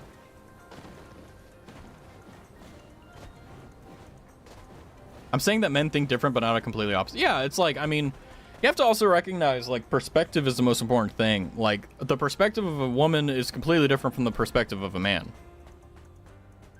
Like, you know, guys are logical. When something is wrong, we don't really care about, like, how you feel about a situation. We think about how can we solve it. Like, if I'm on a sailboat in the middle of a storm and my mast breaks off, which is the only way to get across the thing, I'm not like, I'm very upset about this. I'm gonna be like, holy fuck, I need to fix that. Like, that's what guys do. Whereas women typically prioritize emotions, like how they feel about something. And the thing is that the fact is that they have the same thing. They know what they need to do to fix it. It's just that they come to you because they want to vent or they want to feel heard and understood. That's kind of the difficult part. But guys have an issue with that because we don't need that. And typically we don't want it either. So that's why there's a lot of guys who just kind of get very dumb when it comes down to, like, you know, comforting people, because they think they need to fix it and that'll make it better. And it's like, no, they actually know what they need to do to fix. It's just that they're coming for comfort. That's what it is, you know? I don't know, maybe that's like a cancelable thing, but I mean, it is true, so whatever. But yeah, it's like everyone is different though, because even if, like, we have the biological differences, there's still going to be, like, so many common grounds. That's why I traumatize both my male and female characters equally. Amazing, Elliot, amazing. But no, just to put a bow on that little segment there is oh, bless you. You know, even though you may, like, oh, women are X and men are Y, you have to treat them as individuals, because, like, for example, there's a lot of guys who are very emotional. There are a lot of guys or girls that are very logical. There's a lot, like, there's not just a rule, it's guidelines. Like, yeah, it's true, but it's not always true. And it's not always true in all situations.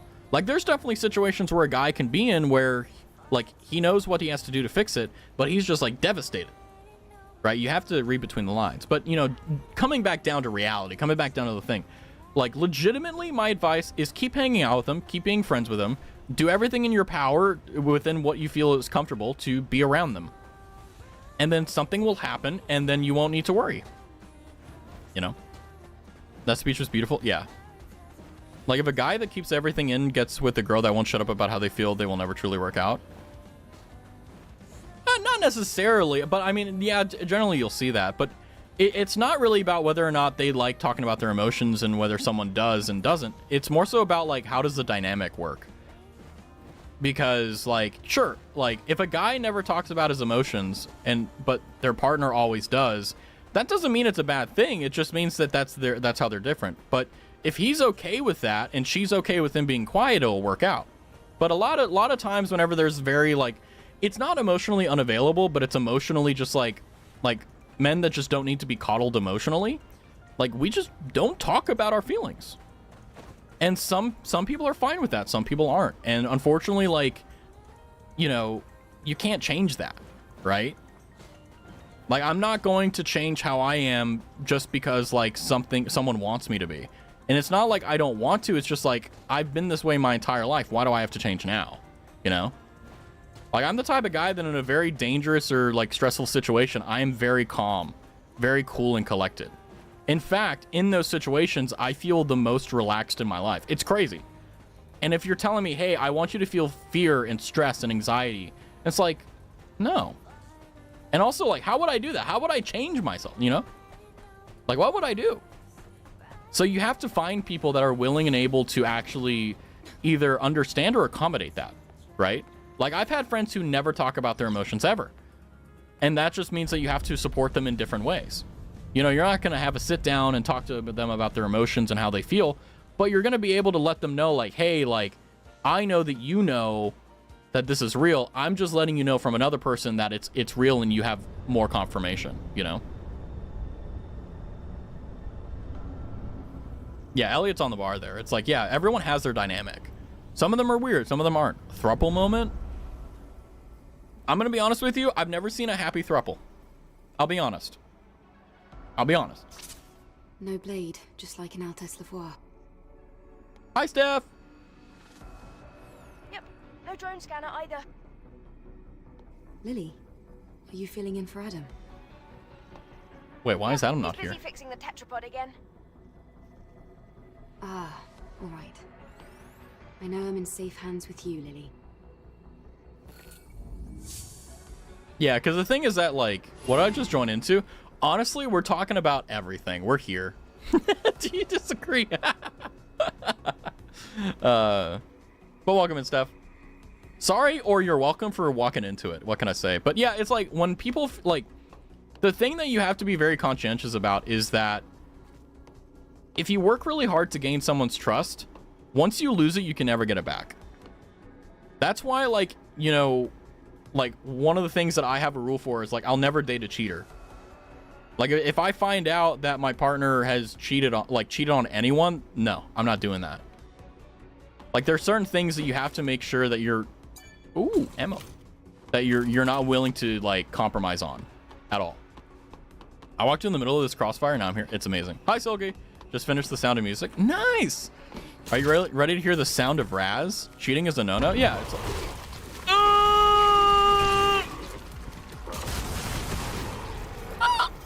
fine. Woo. Yeah, sure. Yeah, but I think that ultimately at the end of the day, when it comes down to it, when we're at the end of the day, like, you need to, like, as you get older, it gets way easier, I'll tell you that. Like, where I'm at right now, like, I have non-negotiables. Like, if you break one of my non-negotiables, like, you're off the table. I don't care how much I like you, how much I'm, like, in love with you. Like, if you don't have one of those, like, if those aren't met, I don't care. Like, sorry. You know? Like, cheating? Yeah, no. If I find out that you cheated or something like that, yeah, no, you're over. Like, I don't care. Like, I don't even want to be friends with you. You know? First week of school is finally done. Well done, Silky. You survived. Yeah, slay, honestly. I slept like 18 hours today. Amazing. I'm gonna go to the shadows now. I have many things to think about. How's it going, Abby? Let's head towards Because you're goated. No, it just sounds like not only is Silky goated, but also very tired.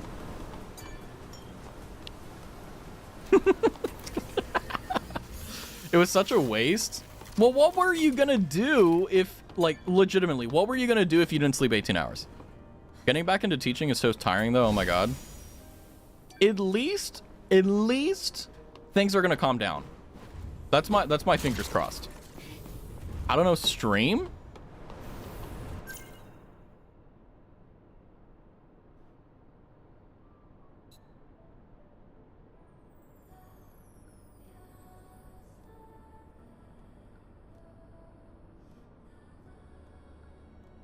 That's all I'm gonna say.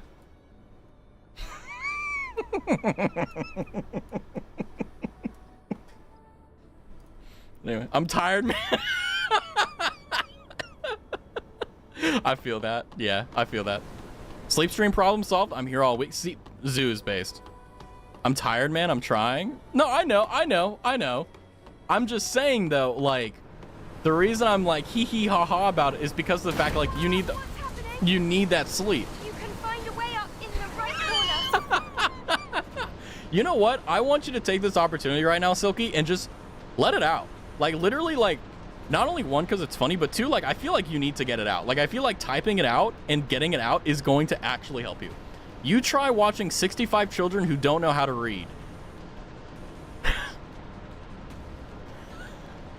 Honestly, how do you not make fun of them? Like, how do you not just, like, drop, like, yeah, no, like, you guys are not, like, I'm sorry, you guys are not gonna make it. I do? Amazing. This way. Incredible. I finished my first week back at uni. I don't want Monday to come.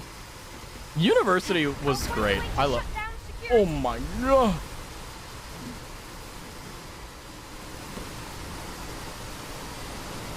Whew.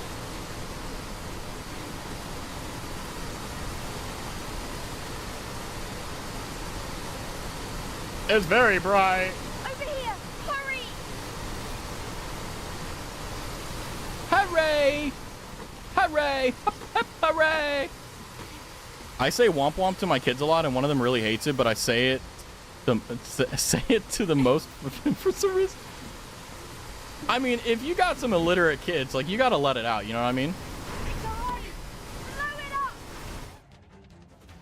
Oh. I have job orientation on Wednesday, Poggers.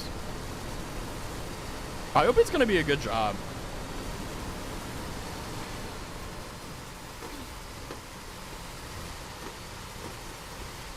Like, what is the orientation going to be about? Is it onboarding, or is it just like first day of work, getting you on the, like, catching you up to, like, everything?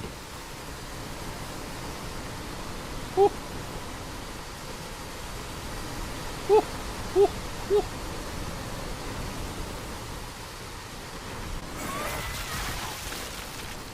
Oh, all right.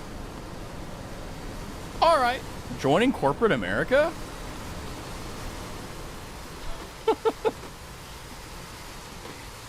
First rule, no one is your friend. Second rule, HR works for the company, not you. Third rule, do your work, nothing else. Fourth rule, you do not have problems. You are legitimately John Corporate. You don't feel things. You don't know things. Even if you do, then you'll be fine. Remember, working harder will not get you a raise. There you go. That's basically it. It's character development. They'll either become an empath or emotionally constipated. Basic. I genuinely have kids who I will tell instructions to, and they will just stare at their desk for like 10 minutes if I don't come and talk to them individually. Yeah. That kind of just sounds like they just, like, have given up. Like, honestly. What the? Where am I supposed to go? I need the yellow tape. Because I can't see anything because everything is yellow. I do like how they gave, like, this massive area, like, hey guys, just in case you didn't see it. Whee! Amen, yeah.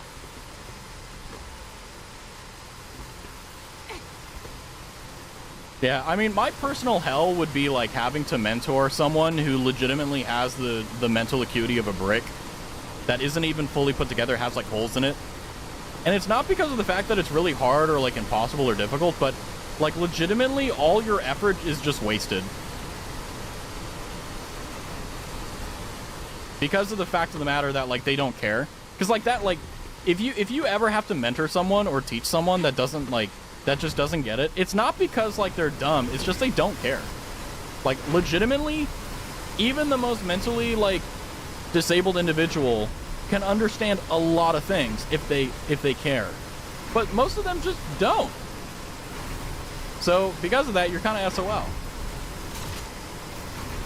Huh. Oh.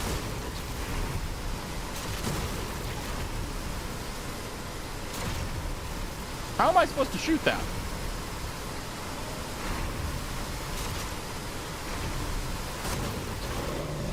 Whew.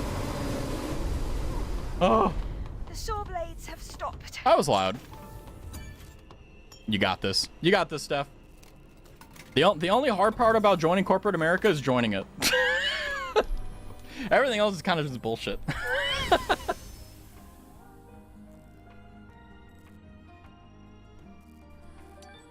My least favorite stage of child is when they gain sentience and purposely act like a little shit. I mean, I'm of the opinion that kids are good. Like, they're naturally born good. And it's just like, they get outside effects that, like, they have their impulses that you have to train out of them. And that's the stage where they act like a little shit. And that's where it's most important to be decisive with discipline. Otherwise, you end up with, like, iPad kids, basically. You know? You haven't met enough kids, man? I mean, maybe. But the thing is, like, generally speaking, if you can catch them early, you can change it. But once you, like, get to a certain point, yeah, it's like you can't do much. And the thing is, like, you have to be their parents. You can't just be like a teacher, right? It's a meh, you know? Androids are raining down on our Earth. They keep coming and coming and coming. They are angels of death. They will kill us all. Our plan is the only hope. We must evolve. That is the only answer. Those machines will take over us. We must evolve and destroy the machines with the power of life. Kill Mother Sphere. Kill androids. Kill all machines. Long live the Human Liberation Front for humanity, for life, for blood. Those damn clankers messing it up for us. So you believe in the blank slate theory, kinda? No, I believe in that they're born naturally good. I believe that every single human being is born naturally good. It's just that the world acts on them and makes them bad. It's one of the reasons why you see such demographic disparity between... I won't get into it, but the fact is that the... Are there exceptions to this rule? Always. But what's valuable is that if you have a normal kid, most kids, right, they're not going to be awful, you know, conniving kids. But I have seen a lot in my life, firsthand experience, that a lot of these really badass kids is because of their fucking parents. That's it. Like, it's not because they don't have money. It is what it is. But yeah, basically, like, yes, there's going, like, kids will have a period where they will be rebellious and they'll be problematic. But the fact of the matter, and the thing that's important to note, is the fact that despite the fact that they do have those times, if you stamp it out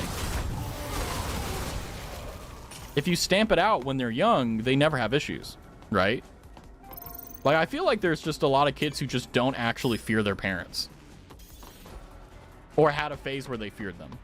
So they're just like, whatever, I can do whatever I want. I mean, in my case, like, I was a very quiet kid. I never, like, got disciplined because I never did anything to require disciplining. I mean, I literally, like, I barely cried. I barely did any of that. Like, I legitimately was kind of like the perfect blank slate, I guess you could say. That's how I know if I have kids, I'm fucked. Because it's like, you know, the karma for me... Oh, God. Like, I was such a great kid. That means my kids are obviously going to be awful. If I even get that lucky. But right now, it's not going very well. I'll be honest with you. Oh, man. But, yeah, no, I feel like, yeah. Like, I understand why people will say they're naturally born evil or naturally born bad and you have to, like, stamp it out. But the thing is that, like, it's all a matter of perspective at the end of the day, so it doesn't really matter too much. Yeah, I feel like I should shut up. I don't think anyone really cares about philosophy.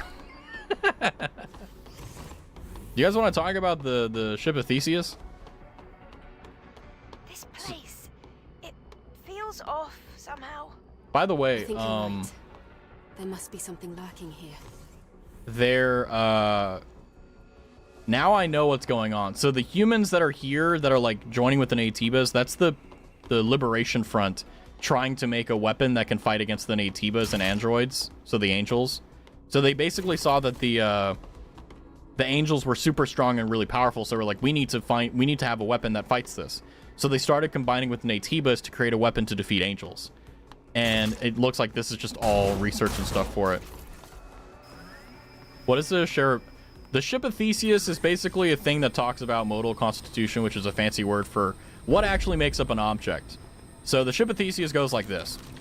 On the west coast of Greece, a ship comes into port, and it's discovered that they need to get to the east side of Greece. Damn it. But what they end up discovering is that they can't go out into the ocean and sail around the area because they'll get destroyed by the enemy, because they're at war. So what they do instead is they disassemble the entire ship, every nail, every bolt, without exception, and they carry it across the little peninsula there, and they rebuild the entire ship on the east side. Now, on the west side of the ship, before it was taken down, it was called the ship of Theseus. Or it was, yeah, the ship of Theseus. And on the east coast, they also called it the ship of Theseus. And basically what this is getting at is, how do you view things that are made up of? If you destroy the ship of Theseus, yeah, it's literally like very old philosophy. It's here, oh, hold on. It is called this ship of Theseus. Oh, excuse me. But basically, the argument goes is the way that you see the world will determine whether or not you consider the ship to be the ship of Theseus. So I hold that if you take a ship and you disassemble all of its parts on the west side and then take it to the east side and reassemble all of its parts, it is still the ship of Theseus. Because it doesn't matter what it's necessarily made up out of, it's what you call it. That spelling seems reasonable. Yeah. But basically,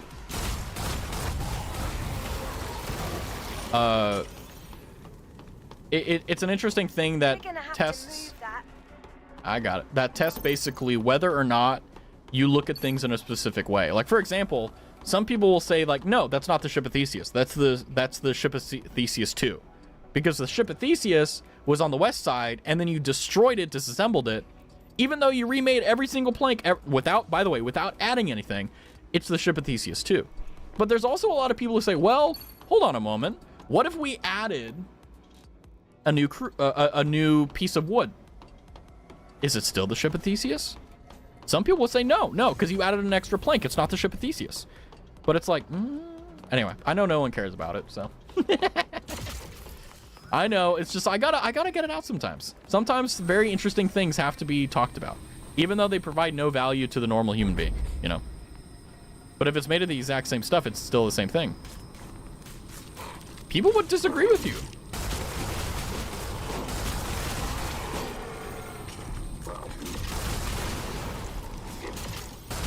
In fact, there's a lot of people who disagree with you. Because the argument goes that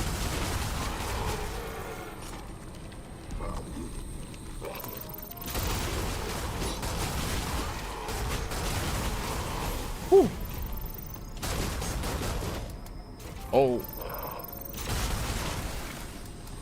Oh no. Are you fucking kidding me? I'm gonna kill myself. Anyway. Reminds me of something my teacher told me. If it's made of the exact same thing, it's still the same thing. The thing about the reason why it's such a conundrum is because it isn't necessarily like 1 + 1 = 2. It's more so about how you see the world around you and how you see things. How the fuck am I supposed to fight here if I don't have ammo? What?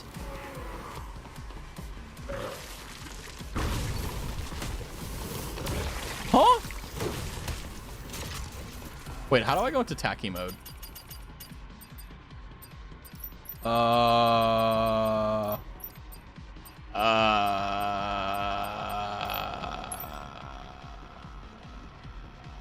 Wait, where's tacky mode?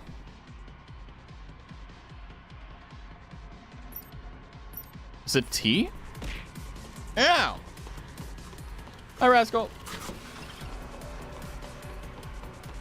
I don't know. I guess I could just start this and hope and pray that they walk into it. And that lets me get... It does no damage to them.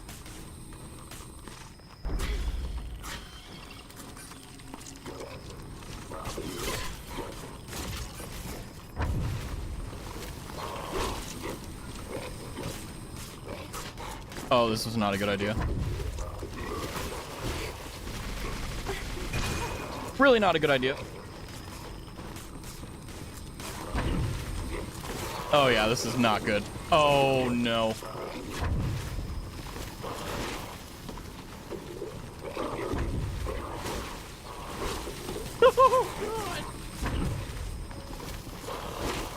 This is not good at all.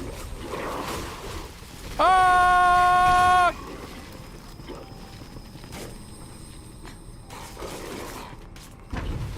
This is gonna be a long day. Okay.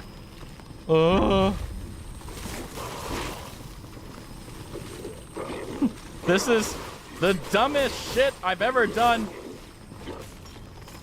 I don't know how to go into tacky mode. I hate I think I'm gonna land on it. Yeah, okay. Why? Bomb them? I can't. I literally have nothing. And then they fucking spawn you with no ammo. What is this shit? Hold on. I'm not crashing out. I'm just disappointed. Manual skills. No. Rush.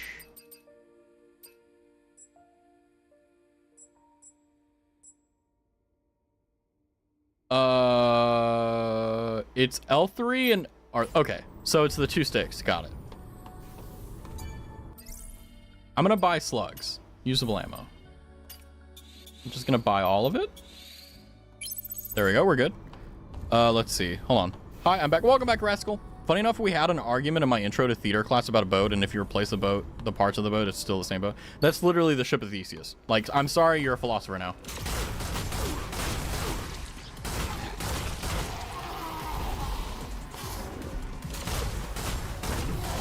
The thing that sucks about philosophy, though, is that, like, it's very important because it really does make you question the universe and the things in it. But in terms of, like, functionality, besides, like, having the wisdom of, like, the ancients, it doesn't really do much for you. Like, philosophy is definitely not something that, like, no one needs a philosopher, you know what I mean? So it's very much so, like, if you want to know about it, it's because you want to know about it, and that's about it, you know? If you remove the wings of a fly, is it now a walk? No, but would it still be a fly? That's the question, you know? One group said no for some reason. Everyone was comparing to a human. The thing about it is, like, the reason why it's important is because what actually constitutes an android? How much like, if we replace our arms and our legs, are they human? They don't have their arms and they don't have their legs. If they're an amputee, are they human? They don't have all the parts that make up a human. Are they human? That's why the questions are important, because it makes you think about, like, what actually is the thing that you're saying. Like, what makes a clanker, right? Is it because, you know, that they're, you know, they look like B1 battle droids? Or is it because they're powered by a sentience like AI? Very important question.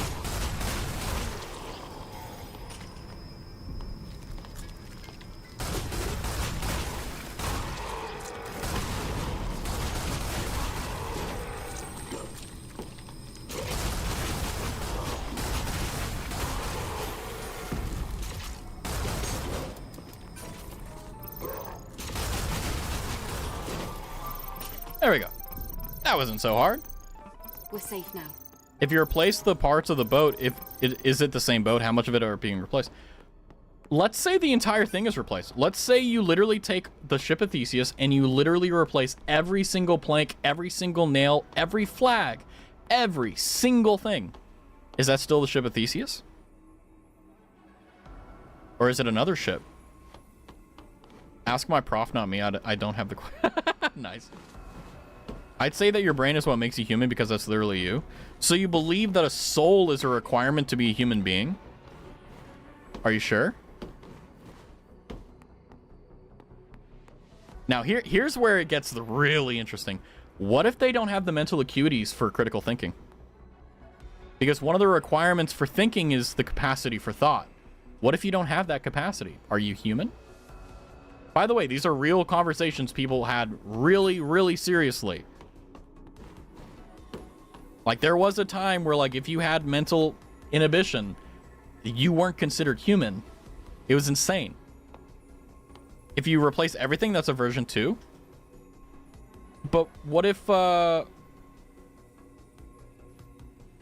if you can't tell the difference? Like in Star Trek, for example, the way that teleporting works is that they decompose every single cell in your body teleports it and then reconstructs you. Does that mean that you're a second version Zoo? Or does that mean that you just took your matter and moved it somewhere else? Now, you can argue, like Rascal is saying, old components are being reused, you know, but the thing is that with Star Trek, it literally uses different atoms to rebuild you. It's crazy. If literally everything is being replaced, then it's a whole new ship. Then technically speaking, humans aren't either. Because every 10 years we get new cells. Well, actually, you know, let's say, for example, I'm wrong on that. You actually, like, there are certain things that you keep your entire life. But let's say, for example, kind of like our hair or skin, right?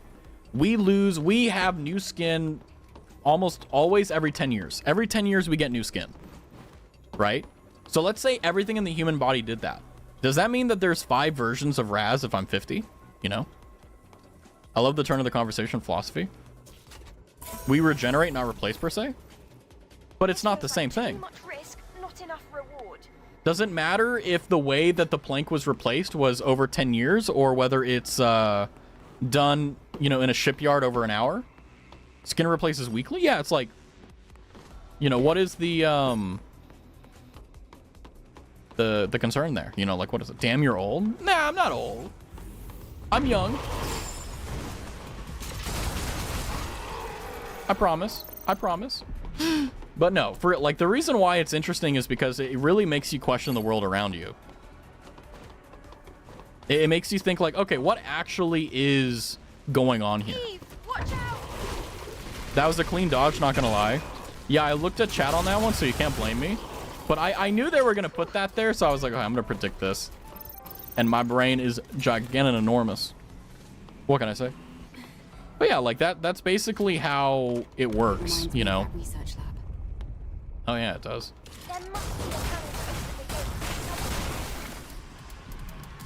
Ah.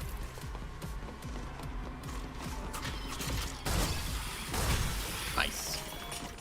But you know, there's a lot of things that go into it, and the primary one that you should consider is the fact that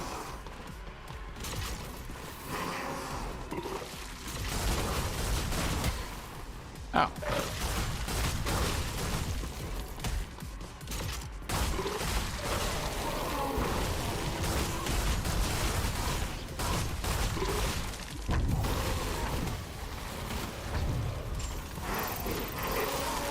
Oh! Oh! Oh! Oh! I like the concept of it happening over so long that it becomes blurry of what's new and original. Yeah. It reminds me to never take a philosophy class. I don't need more thinking than OCD people be like, hell no, I don't need more of this. Okay, 2 identical cars. Same model, same car. They aren't the same. They use separate parts to make the same thing, but they are 2 separate things. But they're the same car. They're made of the exact same things. Why is it that one car is different, but the other one... Why is one car X and one car Y when they're literally made out of the same thing? For example, every car, if you own a Toyota Prius, they're all made the exact same way. Literally all of them. What makes them different? Yeah, it should hurt your head. And the easy answer is, well, this is my car. One is self-driven, the other is manual? Sure, yeah. I guess a way to look at it is, in my opinion, if you completely rearrange, then it's different with the cells, since it continues the way the other cells have done. Okay, then let me give you... I haven't had to use this argument in a while. Let's use the brain in the vat example. What if you lose every single thing you have, and you're just a brain in a vat? Are you still human? You're just a brain in a vat. Are you human? Very interesting stuff. Yeah. But why? What makes them different is that they are made separately. They cannot be exactly the same vehicle. But the thing is that, like the ship of Theseus, right? Like, the ship was made on the West Coast, and then they remade it on the East Coast. It was made separately, but it's the same ship.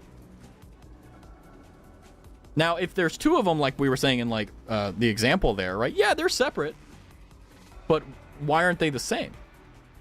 I guess I still have a soul, even if I am only the brain. So you believe the soul exists in the brain, or is the soul thought? A lot of people hold that like your brain, your thinking is your soul.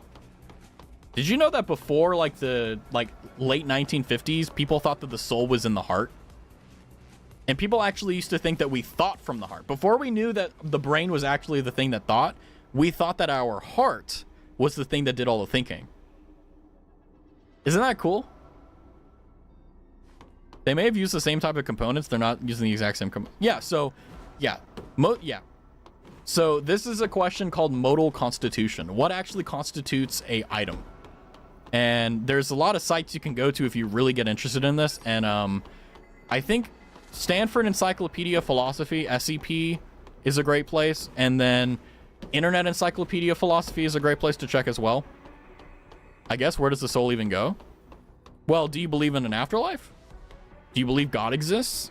Or a God exists? Is there something? Or are we just... Or is this it? And also, if this is it and you don't believe in God, why do souls exist? It's so fascinating, because it's like, if you believe a soul exists but God doesn't... So this is my funnest argument. If you believe a soul exists, it's something you can't touch, it's something you can't talk to, it's something you can't feel, you can't sense it with any of your senses. You know it's there, you have it, but you can't really interact with it. If you believe that's there, why do you not believe in God as well? Very fascinating.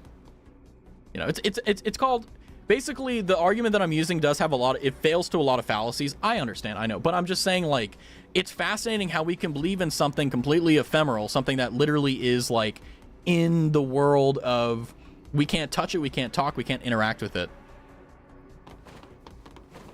I believe in God, but I don't believe in souls. Ooh. I'm gonna wait for ads to end, and then we'll jump back into it. About 3 minutes. Also, I'm gonna take a sip. That seemed like it opened a vent, not a gate.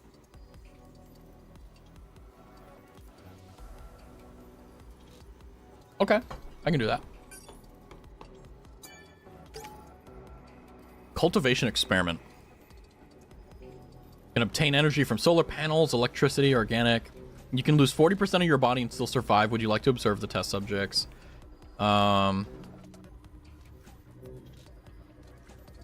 It is contagious and random. Safety is second priority. First is attack power and defense. Gene reamalgamation. Keep going, old man. I'm gonna wait for the ads to completely end, but but yeah, we're gonna tackle next door's thing, because I think that's actually the most fascinating thing, because that's actually one of the most difficult things to hold, because it's gonna throw everyone into a massive tizzy when I explain what's gonna happen. Oh man, what's over here? Anything in here? Opened a vent. What about this? Yeah, we got the door.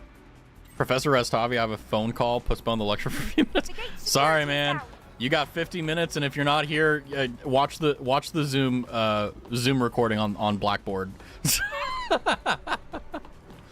I fucking hated Blackboard.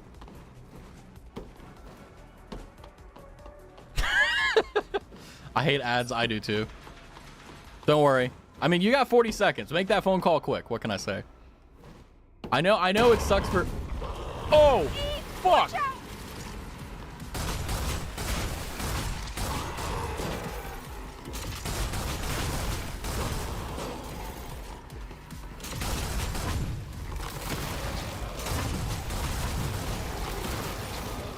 Oh.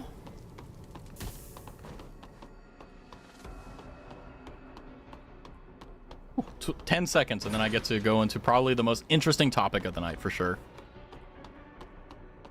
5, 4, 3, 2, 1, 0.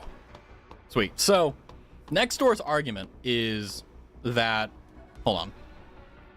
The argument... Or sorry, the point is, I believe in God, but I don't... I believe in God, but I don't believe in souls. So, then that means no souls exist. So dogs don't go to heaven. Humans don't go to heaven. Nothing like that. That doesn't exist. So that's already a difficult thing. But let's see the explanation. My main argument is that my belief in God is surrounded by morality. It's a guide. While there's flaws in religion that can't be proven unless you yourself are dead, religion serves as a comfort for me, at least to think that I do have a purpose, that I'm here for a reason, other than just to be here. So would you say that God is like kind of the like natural lawmaker? He's the guy who morality is based in. I don't want to. There's so many things. Like I'm blowing up mentally with like things to talk about, but I don't want to get you guys into the weeds here. But the thing that's interesting about this is that why do you like God is something that you can't interact with, at least directly, something that you can't touch, feel, or think. Sure, coincidences can be explained as like godly intervention, but why does God exist but souls don't? I had to pay sub and restart the app. Well, the good news is we're back. Where do I believe I go after I die? I don't know, the Shadow Realm probably, but I find it comforting that I might be able to live in eternal peace. Well, the thing about it is that if you don't have a soul, then you don't go to the Shadow Realm. Because once you die, that's it. Because a soul is the only thing that transcends death. Death, that's the reason why the soul is such an important thing in philosophy. Because if you don't have a soul, when you die, that's it. There's nothing to go to a Shadow Realm. There's nothing to go to heaven or hell or whatever. That's it. Once you die, that's it. There's no soul. Because there's no you. Because you die with your body. That's the consequence of not believing in souls. For example, I have a very hot take, right? I believe that humans have souls, but animals don't. Very fast. A lot of people get angry with me when I say that. But at the same time, it's like, I believe in reincarnation. Yeah, there you go. But the problem with the reincarnation is it requires souls. That's the big thing. Like that's the big issue with reincarnation is that, like, for example, if next door were to say, I believe in God but not souls, however, I also believe in reincarnation, that would be contradictive, because reincarnation's requirement is a soul. You have to have something to go from one to another. Or you need to have an explanation as to why you're able to reincarnate without a soul. I mean, it doesn't require a soul, but generally speaking, that's what 99% of people, that's what 99% of people say. And then you're on the opposite side of the spectrum, says Zoo. I don't think that if there was a God, they would care enough about us when we were as insignificant as less than an atom in greater space. But we all have souls, and by all, I mean all. There you go. Yeah, so all and souling. So there's the personal aspect of thinking of you're trying to get into the mind of God, so that's a great start. You're assuming you think that you know that God doesn't care about you. So that's a very interesting thing to prove, right? Now that's just the fascinating part, but the philosophy part is we all have souls. So everyone has souls. Now does that mean animals have souls? Does that mean insects have souls? Does that mean that amoeba have souls? Does that mean that anything that is organic or inorganic has a soul? You have to be really careful. And when you say all, I really am asking, all? Are there exceptions? Rascal says, I believe in souls. I believe in all living entities having a level of consciousness. Interesting. How do you prove that, Rascal? See, this is where we get interesting. How do we prove consciousness? The way that we've been doing it for years is by being capable of thought, by capable of communication, and other things similar to it. Right? I believe they do. I don't know if that was in but in response to that. But the thing is that, like, is belief enough? Is just merely believing in something enough for it to be true? Because they have feelings and emotions? Ooh. Feelings and emotions. So what let me know if I'm wrong, but feelings and emotions is a sufficient premise for consciousness. So then, well, then it would be a circular proof, because in order to prove that you had feelings and emotions, you had to have consciousness, but in order to prove consciousness, you would need to have feelings and emotions. So then how do we know something has feelings and emotions? A soul is within spiritual bounds, but the idea of the soul is also seen within brain patterns, hence my belief that we do not have souls. Ah. Oh, so you believe that souls are a chemical thing, and we just confuse it to be like a spiritual. Get them. I'm not speaking conjecture, might do me later. I mean, the thing about philosophy is you have to humble yourself with the chance of being wrong, or thinking that you were right and then realizing as you're talking about it, like, oh no, actually no, like my thinking is flawed. And the thing about it is, fun fact, it never stops. You always are like, damn, I'm an idiot. Like, damn, I should change this. That's why I believe in God, but not souls. Interesting. Interesting. I actually haven't met anyone that said God existed, but souls don't. That's fascinating. The thing about philosophy is that it's really subjective. No, it's not. The reason why a lot of people think philosophy is subjective is because of the fact that they don't have very firm principles that have to be obeyed. So what I mean by that is there is a lot of philosophy that is subjective. For example, if you think, okay, let me blow your mind here. There is two versions of time, two versions of how we interpret time. There's something called presentism, and then there's something called, oh God, what was it called? Oh, I forgot it.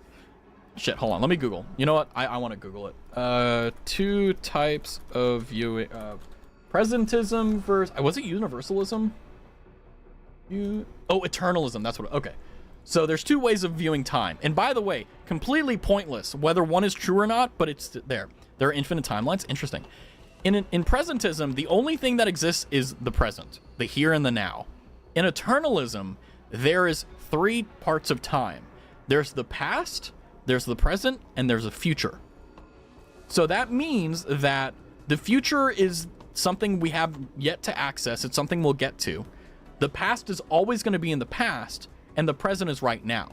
And we never know when the present is going to become the future. It just happens. Now, believe it or not, the thing about eternalism that's pretty fancy is that this explains how God is able to act throughout the entire timeline, because he's able to look at all of it and see it. How does God know this is going to happen?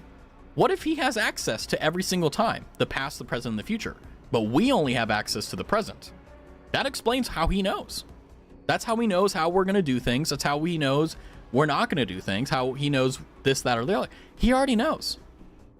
And he gives us free will in order to make our own decisions, because otherwise we're just toys. We just do things, right? So the subjective part about that is the difference in between that is, yes, there's a lot of like for example, like, how do you explain God knowing things? Well, God has to actually know something. He has to have access to it. So there has to be an explanation for that. But the thing, at least with eternalism versus presentism, it doesn't matter. If you're a presentist or an eternalist, it doesn't matter which one you are. It doesn't change anything. So in that case, extremely subjective, because it doesn't really matter. But if you're using that as an explanation for trying to explain how God interacts with the universe, that can make it very important. But also, it's like, you know, do you believe in human rights? Do you believe in justice? Do you believe in thing like, you know, what you know, is justice subjective? You know, like, is justice a thing that is that exists, that has laws that we follow, or is it the case that justice is just a human thing we come up with to punish bad people who did bad things? It's a very contradicting view that I never get the chance to say out loud. The thing that I've noticed a lot with, like, philosophy is philosophers try very, very hard to be consistent, but a lot of philosophers genuinely believe in contradictions. And the reason why is not because they're contradictions, but when you present the idea, like, how do you have God is real, but souls don't exist? If you just have those two things, it's a contradiction. But if you have an explanation as to why God is able to have a soul, or is a soul, versus why humans don't, for example, let's say the argument is, well, God is a spiritual being, we are not. That's not a contradiction anymore. That's explaining it. But yeah, contradictions is, by definition, a contradiction is saying A, but also not A. So this is real, but it's also not real. That's a contradiction. You can't have that. And the thing is that even God is bound by those rules. God doesn't get a free pass. Like, spiritual beings don't get a free pass to break contradictions. It is what it is. This is suddenly giving me writing fuel for a Zeus-ass character. I mean, Zeus is kind of a really bad example of a god figure. Zeus sucked. If you know anything about Zeus, Zeus sucked. But what if we see our future in our dreams? We call it deja vu. But what if the future us is taking notes on something happening and sent back to us? That's the thing. Eternalism would explain that, rascal. Eternalism would actually say like, oh yeah, that makes sense. So someone might say they are emotionally attached and link it to the soul. I believe it's a form of fondness with a body that gives you that emotion. Interesting. Interesting. Yeah, did you know it was eternalism, Elliot? This is my fun little thought about God and religion and spirituality as a non-believer. I send it, hell yeah. Because the thing is that, like, you know, like, whether you believe in God or not, whether you're religious or not, whether you are this or that, like, that's fine. I don't care. You know, like, I will, like, for example, let's say I believe that ferrets can fly, right? I'll believe that ferrets can fly and I'll think I'm right. If someone's like, no, ferrets can't fly, I'll be like, I think you're wrong, but that doesn't change anything about, like, how I treat you. It's just like, okay, like, I think you're an idiot for being wrong. That's about it, you know? Comrade, I wanted to sleep while listening to you, not question my existence. Well, here's the thing, right? The reason why philosophy is something that a lot of people hate to get into, but once they're in, they get really glomped by, is because of the fact that it forces you to actually understand the world around you. Like, it makes you come to terms with existence.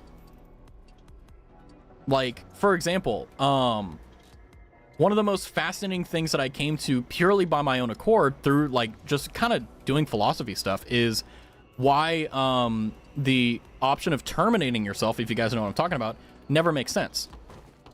And it's a little bit of a derivative of Pascal's wager, which basically is, let's assume God doesn't exist, right? Let's assume there really is nothing after this. Like, there's no, like, God exists, God... No. Let's assume God isn't real. You got, like, about 100 years before you literally go into nothingness. That's it. That's your entire existence. Everything else doesn't matter. Your actions don't matter. None of it. It doesn't matter. There's nowhere to go. You're just dead. That's all. The only chance of immortality you have is by passing down your genes. That's about it. Right? Yeah, so you got maybe 70 years. Okay? Now, that changes things. Every day becomes precious because, quite frankly, you don't have a lot of them. Divide 70 by, or 364 by 365 by 70. You don't have a lot of days left. Life doesn't matter anyways. We just live life anyways. Yeah, but here's the thing, right?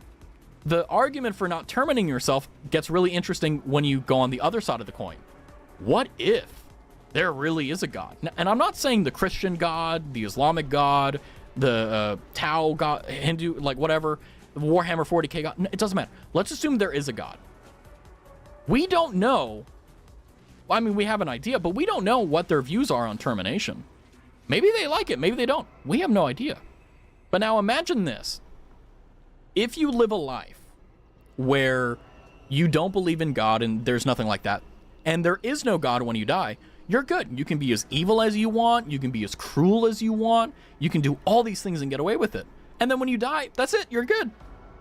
But the problem is that if there is a God, if there is something there, it's not just, oh, well, oopsie. It's eternity, right? That's why hell is such a terrifying concept, because you don't get out. Like, it isn't like, oh, you do your time. No, you're there forever, right? Forever. That's how we come to understand it. But here's the other thing, too. We have no idea. What if the 70 years you have here is a test? Literally a test. You don't want to fail it.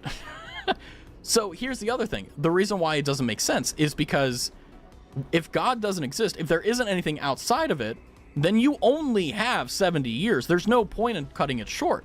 And equally, if there is a God, and that does exist, and doesn't take kindly to self-termination, you have an eternity to suffer, right?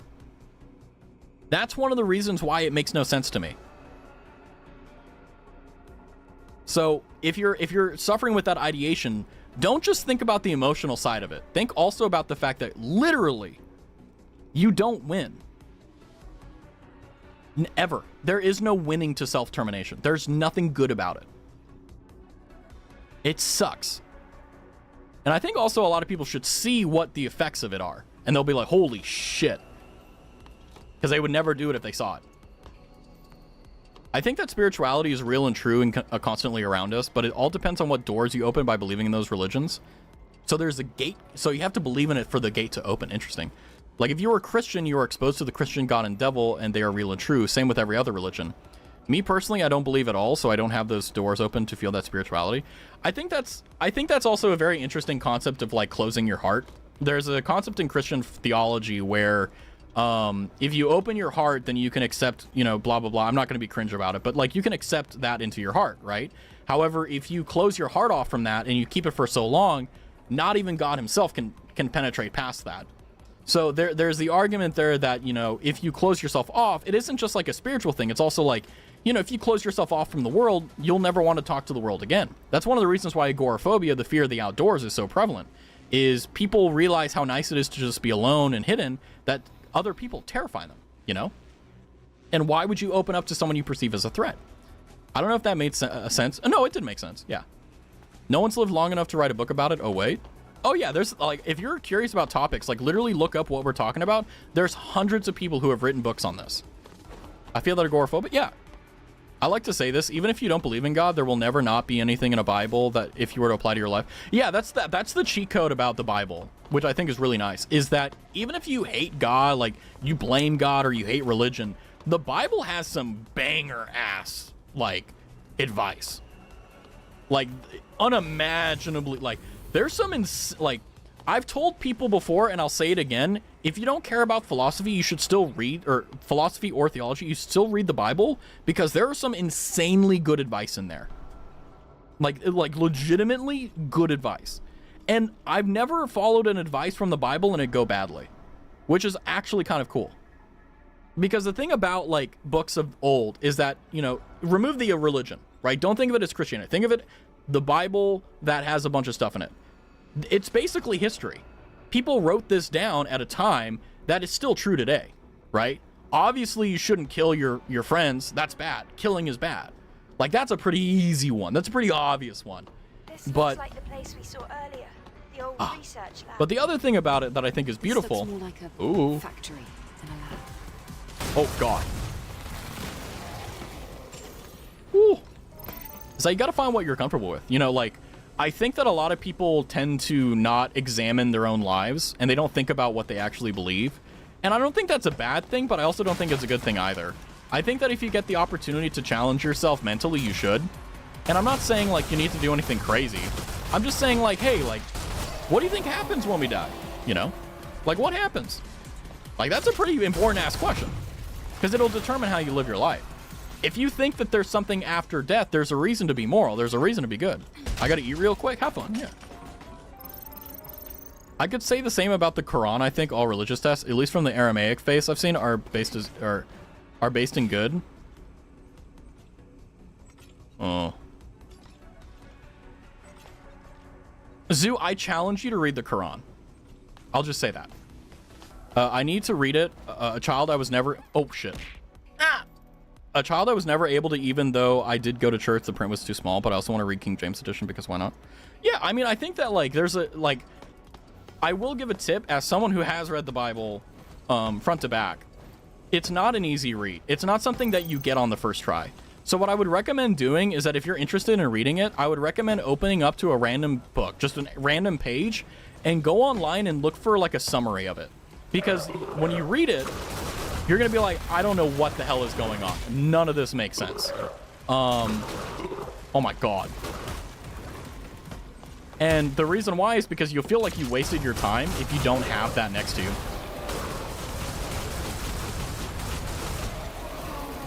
So you want to make sure that, like, hey, like, you're not wasting your time by having something that actually helps you. Like, you don't have to pay for it either. Like, you can just Google and you'll see, like, Reddit has, like, a really nice forum about people that talk about it. The catch-22 is obviously, like, it's Reddit, so, you know, grain of salt. But, yeah, back to philosophy in general, though, is the reason why... The thing that's important about when it comes down to philosophy is just not assuming everything is or is not, you know. Like, one of the things you can do to really fuck you up is challenge something that you assume just to be true and really try to prove it. Try to prove that you're right.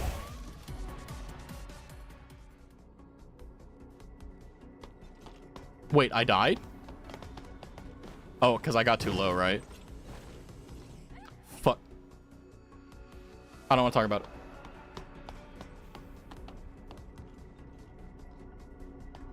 I went through Islamic schooling as a kid, and even now, I don't believe it myself. I do hold a lot of lessons. Yeah, like, every religious text has really good banger information in there. Talk about what? There was no... See, you get it. You get it, Glitch. But the reason why I try to tread very lightly with theology is because it's very charged. Philosophy is really good at disconnecting the things that are emotional about philosophy, which is one of the hardest parts of philosophy is literally divorcing your emotion from your thoughts, you know? I'm watching Over the Garden Wall in this series as well. I haven't heard of that. I hope it's good. But I genuinely think that if you're able to push past emotion, you're able to converse and handle really complex and difficult subjects with grace. Like, you know, there's a lot of political things going on right now in the world that are very, very philosophical. And I think that it's really important that if you have a position on it, you should have a lot more than just how you feel about it. You should think like, hey, what are the consequences of me believing this? What is the cost analysis? What is good? What is bad about this? You know, because there's always good and bad. You just have to accept it. There's a catchy song in it called Potatoes and Molasses. Ooh. Over the Garden Wall is so good. Wait, I think I've heard of that like show before, but I haven't watched it. Wait, have I? I don't know. It's been a while. But like I said, you know, the value in life when it comes down to philosophy is that you'll start realizing what type of person you are based upon what you believe in. Because a lot of the things that you believe in will be consistent. You know, you won't have very, just for the sake of like ease of like description. I'm not actually, let me just use a different, like let's say for example, there's a lot of top ideas, right? But there's also a lot of bottom ideas. I don't want to use the other option. We'll need to find a panel. You may find that you're more on the top side of the opinion versus the bottom, or you may be on the bottom side of the opinion than the other. But you may also find that you're not on either, you're in the middle.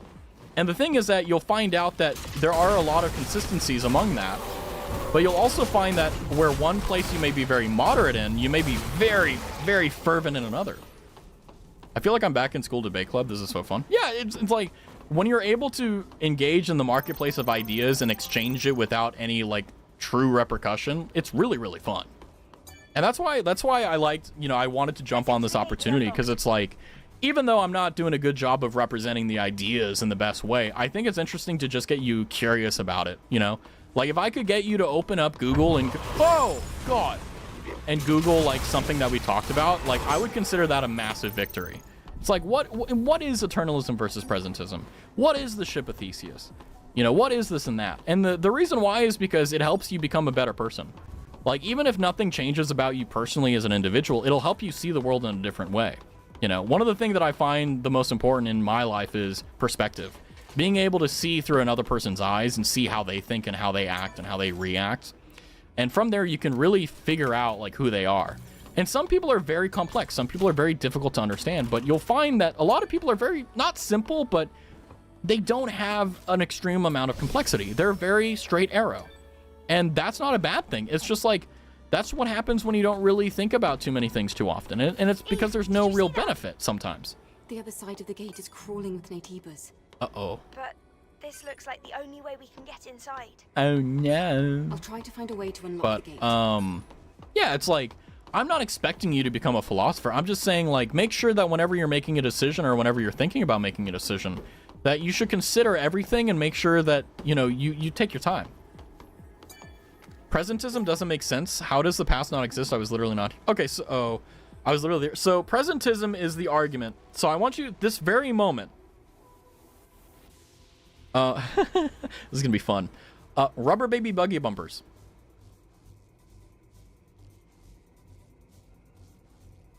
The time when I said rubber baby buggy bumpers is now in the past. That will never exist again. There's a time in the world where I said rubber baby buggy bumpers, and it will never exist again. Presentism says, that's it. You can't go back. Yep. There was a time in existence where I said rubber baby buggy bumpers. And the past doesn't exist. It's gone.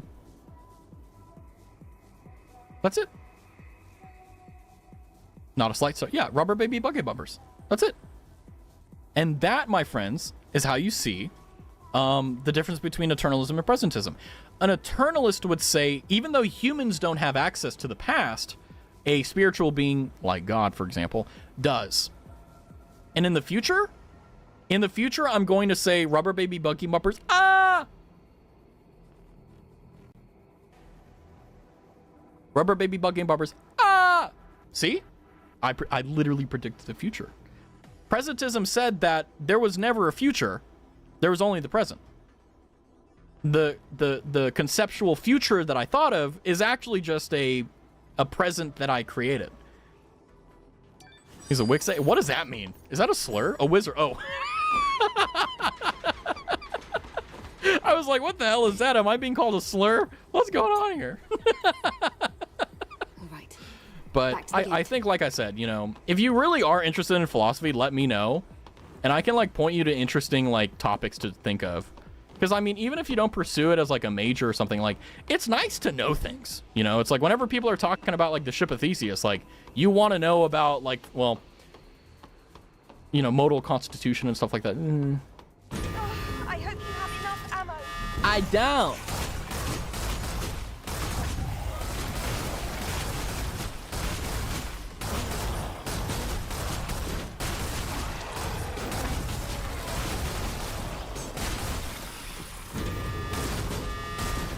Whee! Oh, hell.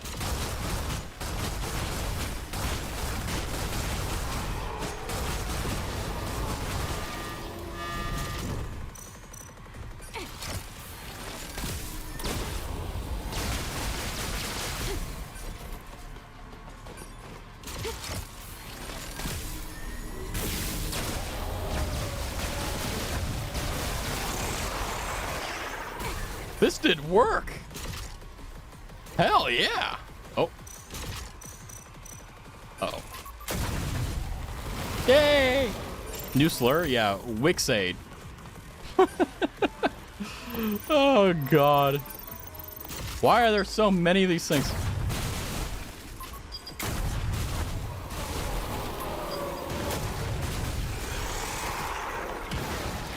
Whew.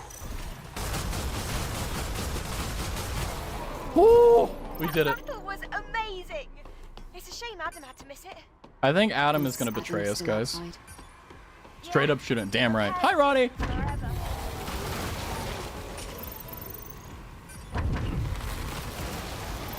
Free XP. But I think, like I said, philosophy is one of the things where, you know, even if you don't, like, pursue it professionally, like, it's fun to do. Because you get to just talk about things that matter to you. You get to talk about things that actually are important, things that actually cause consequences. And, you know, I think the way that you view the world around you is extremely important to understand, like, how you think, how you are, and understanding your own blind spots, you know? Dance party! Lily, let's go. Can I buy ammo, please? Skills, yay! Yippee! Use the shop, yeah. Hello, hello, bow, bow. But yeah, no, I think, you know, when it comes down to it, right, there's this old white dude called Socrates who was like, the unexamined life is not worth living. I agree with him. Like, if you aren't really examining who you are, what you are, and why you are, then you don't even know yourself, you know? Like, how are you going to know who you really are if you don't actually talk to yourself, you know? At least that's my argument. Tacky mode. Woo! Gonna grab that.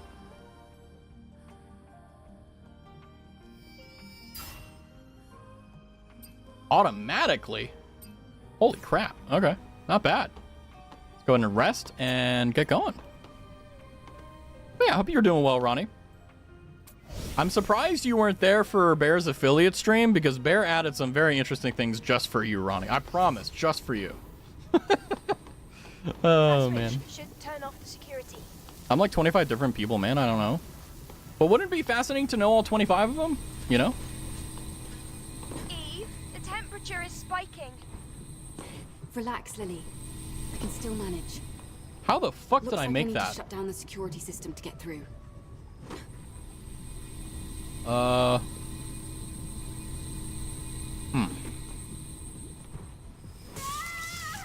thought that would work, I'm not gonna lie. Philosophy reminds me of Shakespeare. Oh, Romeo, Romeo, where art thou, Romeo? Romeo and Juliet pissed me off. Spoilers for Romeo and Juliet. If he had just waited like 30 minutes, he wouldn't have killed himself. I'm sorry. Like, I'm spoiling Romeo and Juliet. I don't care. Like, I remember reading that book, and I was like, this is the dumbest shit. Like, you wasted 3 months of my time, or however long it took us to read that damn book. And you're telling me that, like, this is how it ends? Oh, it's so tragic. No, this is stupid.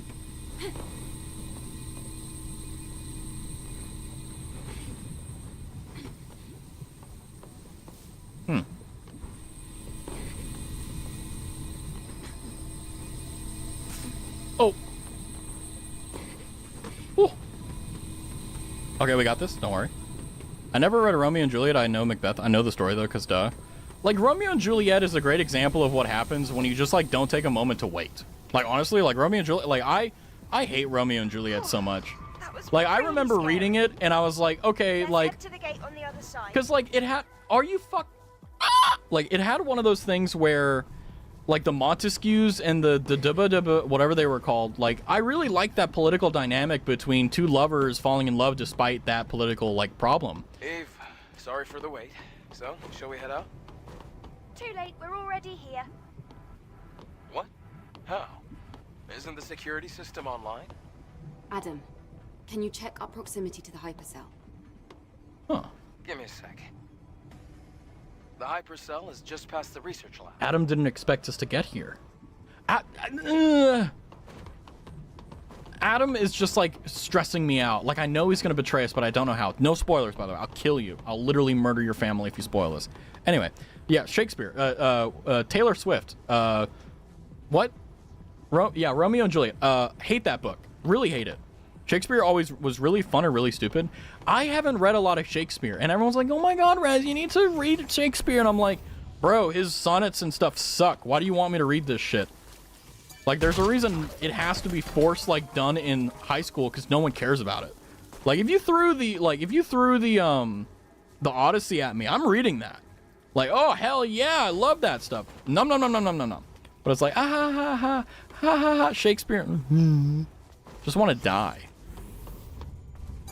I'm back. Welcome back. We're just being chilling. Sunshamo? Let's rest, shall we? Nice. Natibus will be respawned. Are we still being Sophocles? Damn. Nah, I mean, we kind of segued away from it because it's like...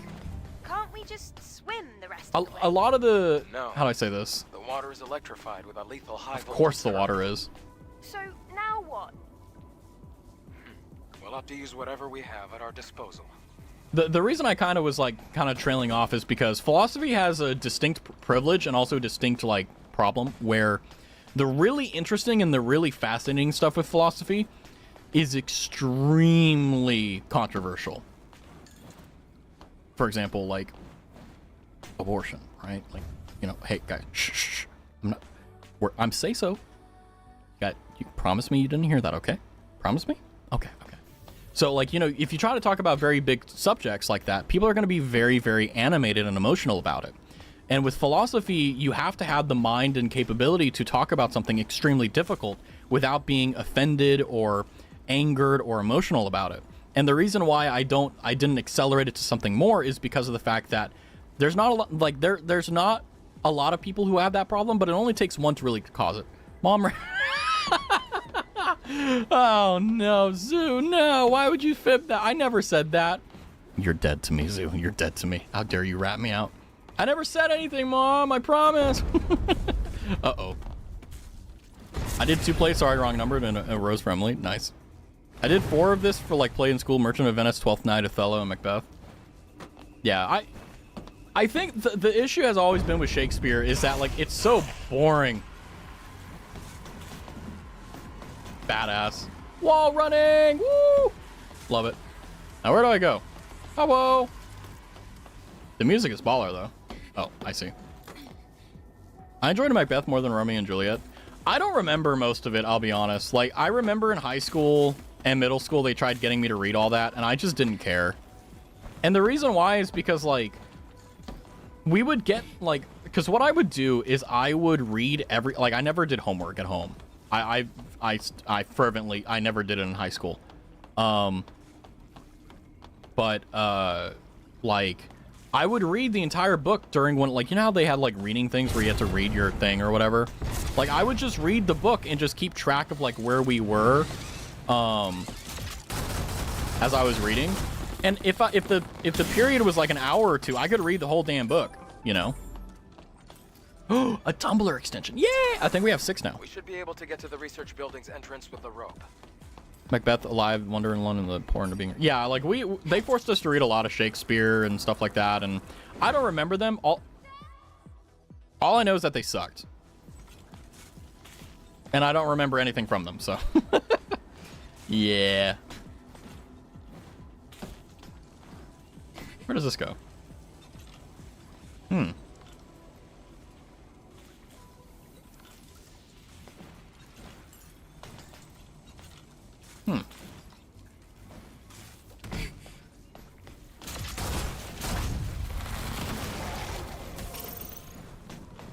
Where does this lead us to? Okay, this just brings us back to where we were. Okay. Okay, I just want to double check and make sure I wasn't missing, like, something actually important. Part of me feels like there's something over here, though. Oh, God. There is. Whew. Sorry. Okay. Please don't be a password. I'll kill myself. Okay, I got this. I got this.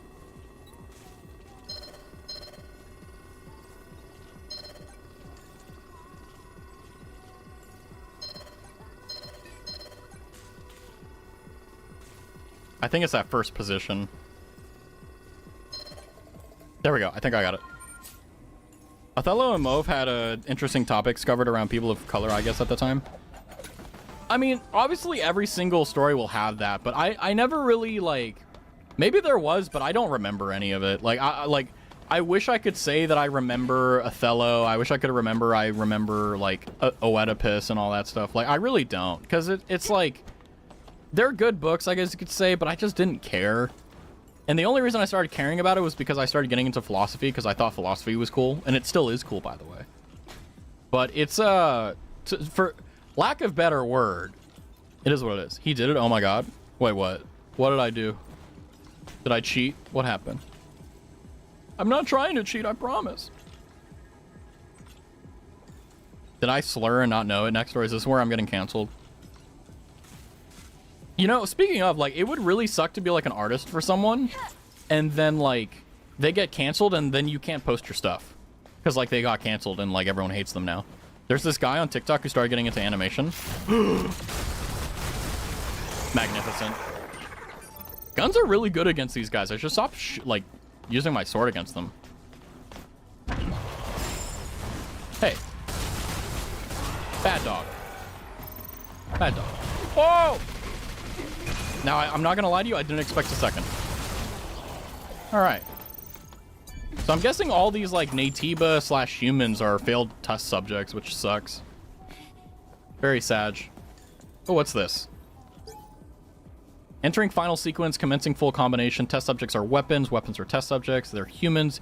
Humans mean humanity. It means victory. We annihilate Mother Sphere for humanity, for machine dominate. Oh, that's why they're fighting us, is because we're considered machines. Okay, can you... Eve, stop moaning, please. Every time you're on a rope, please. His community was split between him doing 18+ stuff. There were 18+ reporting his stuff of him being say-so and actually animate. He chose say-so. Interesting. I mean, like, I'll be honest with you. One of the things that sucks about being an artist and being, like, really good at it is that people will want you to do 18+ stuff. Like, for example, everyone basically knows them, so I'll just say their name, but like Derpixen, for example, they actually started out as a say-so and wholesome animator, but they started making unimaginable amounts of money.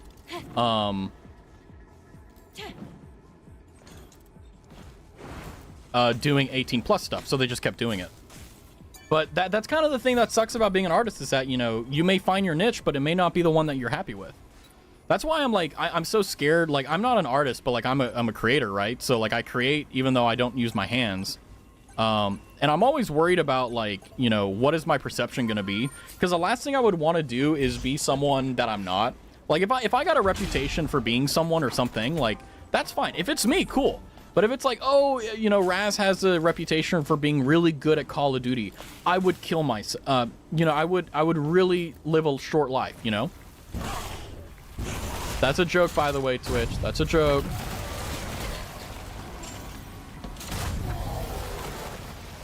Whee! Fire hot! Yeah. Good thing I'm only good at chibi. Yeah, you protect yourself. Yeah, it was Derpixen reposting and stuff. Yeah, I mean, like I said, there's a lot of money in 18 plus animation, but you have to choose what you're happy with, you know? Derpixen, I don't know. I'm guessing they're happy. I don't really care about it, so I don't look into it. But, you know, if they're happy with doing it, sure, whatever. You know, I mean, I don't know if this is a hot take, but I believe that, you know, art is art, you know? If it's 18 plus, okay, it's 18 plus art. There may be some art I don't like. That's fine. But at the end of the day, just because it happens to have romantic or sexual things doesn't mean it's not art, you know?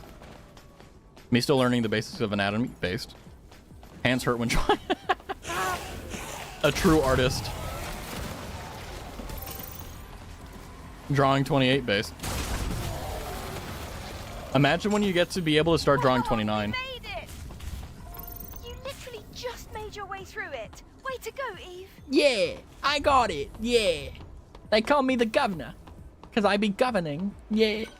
On me subjects. Yeah. Look, there's a supply camp. Oh, wonderful. Nice. Let's take a second to regroup. Okay. Drawing 18 plus feels scary. The problem with drawing 18 plus is that you really, like, you alienate your audience. Like, for example, like, as a VTuber, like, let's take my situation. If I were to, for example, commission an artist for emotes, for example, let's say I commissioned them for emotes and they made really good emotes, beautiful emotes, like literally the best emotes you've ever seen. You use them every day. But then you find out that, you know, that they only do 18 plus and they just did emotes for me for whatever reason. Like, how would that make you feel? And then also think about it from PR, right? Like, I personally don't really care if you do 18 plus. It's just that if you do it, I'm gonna have like, hey, warning, this guy does 18 plus, be careful. Twerking Raz emote when Twitch gets its shit together. But like, the thing about it is that there's a lot of problems with being 18 plus. If you want to work for a company, if you have a portfolio of 18 plus stuff, it can make you lose a job because they don't want to interact with someone that does that type of stuff. Because unfortunately, as a company or as that, like, your clients also represent you as a business. If you work with shady clients, you're viewed as a shady business. Yay, more Tumblr. 6, let's go. Amazing. But basically, what I'm trying to say here is, like, you know, I don't really particularly care if you do 18 plus, but I'd prefer if you didn't, just because it's like, if someone were to do art for me and then they were to click on the credits to your page, I don't want them to get ass blasted with, like, well, get ass blasted, you know? There you go. Never heard someone get so excited for a Tumblr. Well, this Tumblr heals me. It doesn't give me cancer like actual Tumblr does. I can't believe there were people that used to use Tumblr. I feel bad for you guys. Like, what do you guys have now? You know? Like, I feel like you guys just suffer. You know? Good thing I don't paste. We have 3 points. Whatever. What's in here? Oh, we got another outfit, that's right. Did we get Cyber Magician before? No, I think we did. Holiday Rabbit. Oh, look at that. That's cool. Who is you guys? That was before my time. Tumblr? You don't know what Tumblr is? There's a reason I went to Chibi, no reason, it was simply easy. Hey, that's perfectly legit. Children born on a starry night, go forth and fulfill your mission. May you never forget the passion in your heart. I want it just to, like, see. Like... she gets a tail. Okay, this is probably, like, of all the suits for the planet diving, this is, like, the least problematic one, I guess. Actually, I take it back. She's got a little heart on her butt. Oh, that's cute. Oh, man. Very bright. Very, like, oh my god. Like, okay, she's literally... Okay. All right, we're gonna go back to what we had before, I suppose. Boy, oh boy, oh boy. She also has a 3 on her butt. Interesting. They really did not pull any punches with the outfits. Which I appreciate, but at the same time, it's like, I'm streaming here. I'm not trying to, like, oh, I need to protect her honor. It's just, like, it's distracting when you're trying to play a game. It's like, ooh, piece of candy, but... Oh. It's like, ooh, piece of candy, but it's also like, damn it, I keep dropping my shit because I'm looking elsewhere. Thank God I'm not using an eyes tracker. Actually, I think if I had an eye tracker, I would literally not be looking at anything. Because I would legitimately just be playing the game because I don't care. I'm just like, oh yeah, whatever. Oh, God. Another? All right. You guys ready? I'm not.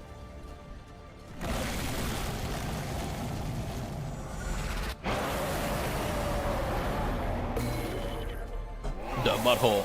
It's just like that one we fought before. It must have fed on the hypersol network. Watch out, Eve! I fought it before. Don't worry.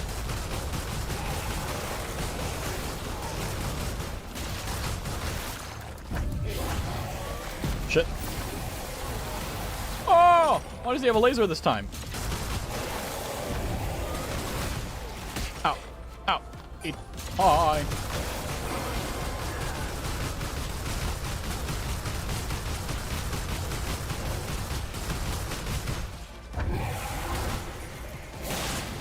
Okay, I need... Oh, itchy nose.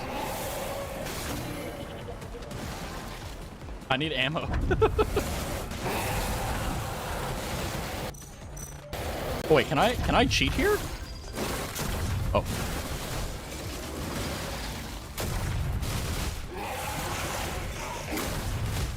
Ow.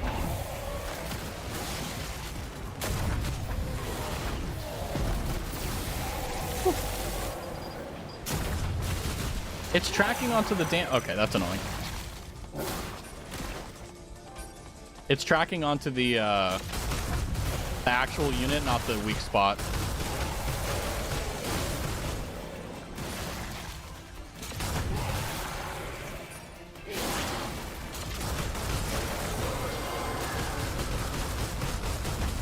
Got it. Nice. Crank from 2012 TMNT. You did it! Very interesting reference. Not as hard as I expected. Nice. Let's take a look at the hypercell. Hell yeah, brother. We did it, guys. We won. We're the wiener. The wiener. Weapon core. Let's go. I think that's another upgrade for damage. I'll take that. Recharge more burst energy. Nice. Nanosuits. Okay. Let's see what we get. Retrieve the hypercell from Abyss Lavoir. So we only need like one more, right? The hypercell is intact. I also found a legacy. It's almost like it was planted here for us to see. I'm getting more Eve is and so more cute. curious. Let's investigate. Let's check it out. Isn't it painful when you look at women that are just like super beautiful and like very attractive and you just know you have no chance with them, so you just want to die because you're like, eh. That's how I feel if I see people that look like Eve. I'm just like, oh. You know? Day 78 after the second dive. 8th record. Legacy account Raven. I have discovered an important record of human history. A war ignited by Mother Sphere broke out, and as previously recorded, humanity was defeated. Earth then became the stage for the Andro-Eidos. Andro-Eidos declared themselves the new human race. This new human race, with Mother Sphere at its heart, made tremendous progress and advanced humanity. And the surviving humans, the real humans, they evacuated to an underground facility. That explains that Some now. led by Raphael Marx waited here at this facility for an opportunity to strike back. During this time, the surviving humans evolved in order to gain the strength to face the androids. The result of genetic engineering and rapid evolution. Beings that have lost everything. Everything but brute strength and survival instinct. That's what they've become. Monsters. The monsters that we're fighting are the Naytibas.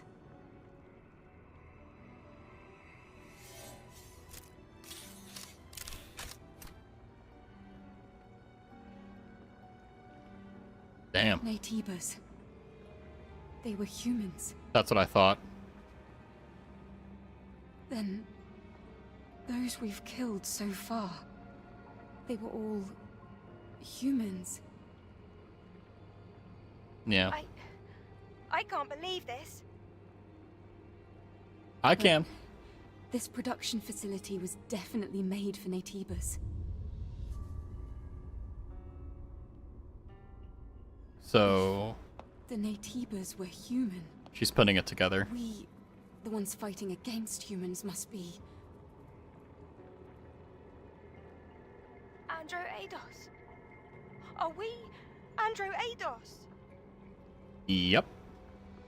the creatures brought into existence, created by Mother Sphere. No, we're humans. Humans with complete bodies, perfectly in harmony with machinery and living tissue. The identity Humans, crisis. on the other hand, are incomplete because they are made only of living tissue.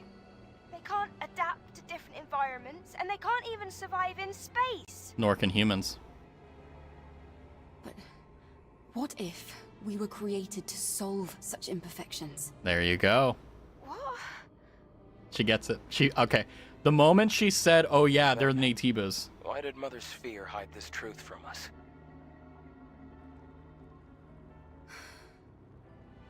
I need to Yeah. think. Now they did bullet. They literally shotgunned a lot at I us, don't but think we can reach a conclusion about this on our own. Raven needs I to be really alive. do think we should talk to Orkel about all this.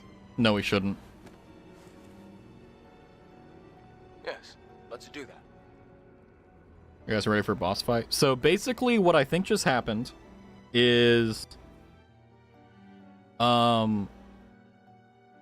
man, there's a lot going on. I need to play this game more. I think I'm going to play this game like a lot. I don't know. I want to finish this game because I feel like I'm playing it only once a week and that's like fucking up the story. I don't want to forget anything. I'll summarize once we get out of this cutscene. But I think I was kind of on the money with stuff. You finished Over the Garden Wall. It's trippy. We just got a mental trip for this game. Wait, what? Damn, yeah. Shame I'm not invested. Hey, I'm heavily invested.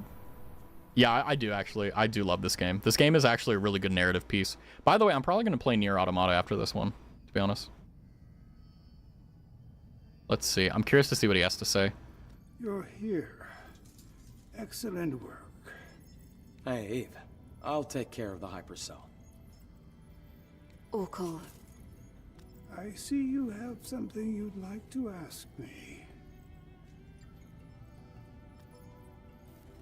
Perhaps you came across the library at Lavoir. we would like to know the truth. Yes. It is a long, long story. We are certainly human, but this was not the case not too long ago. It is true that those who came before were responsible for the creation of Mother Sphere. The ones now referred to as the last surviving humans. They created us, the Androidos, through Mother Sphere, and for a time we lived in a kind of symbiosis with them. Then... we're androids. Mm-hmm. We were created. Mm-hmm. Then why did Mother Sphere... Because she found humans to be inferior. The reason is unknown. That's the catch. However, at some point, Mother Sphere made a decision. I'm snoozing ads, don't worry. Humanity's survival depended on a reorganization of the species. Basically what I said. Conflict led to war and the eventual extinction of the surviving humans. Yep. That can't be. The few who escaped destruction were scattered to the winds, but some managed to flee and find shelter in the ruins in Lavoir. It was originally a facility for the purpose of genetically evolving mankind. After all, lifespans of the surviving humans were very short. That facility was the birthplace of what we have come to call Naytibas. The records in the legacy are all true. All this time we have been waging war on our own ancestors. Yep. Now, my personal link has extended to a fairly wide area. The next Alpha Naytiba cannot be found here on Earth. So, what do you plan to do? It's not on Earth. Well, that still doesn't change the fact that Naytibas are our enemies. All right. If we've come this far, we have no choice but to reach the nest through the Master Core. Give me the coordinates of the Alpha Naytiba. As you wish. When you return, I will tell you the rest of the story. Fascinating. Or perhaps it would be better to hear it straight from the Elder's mouth.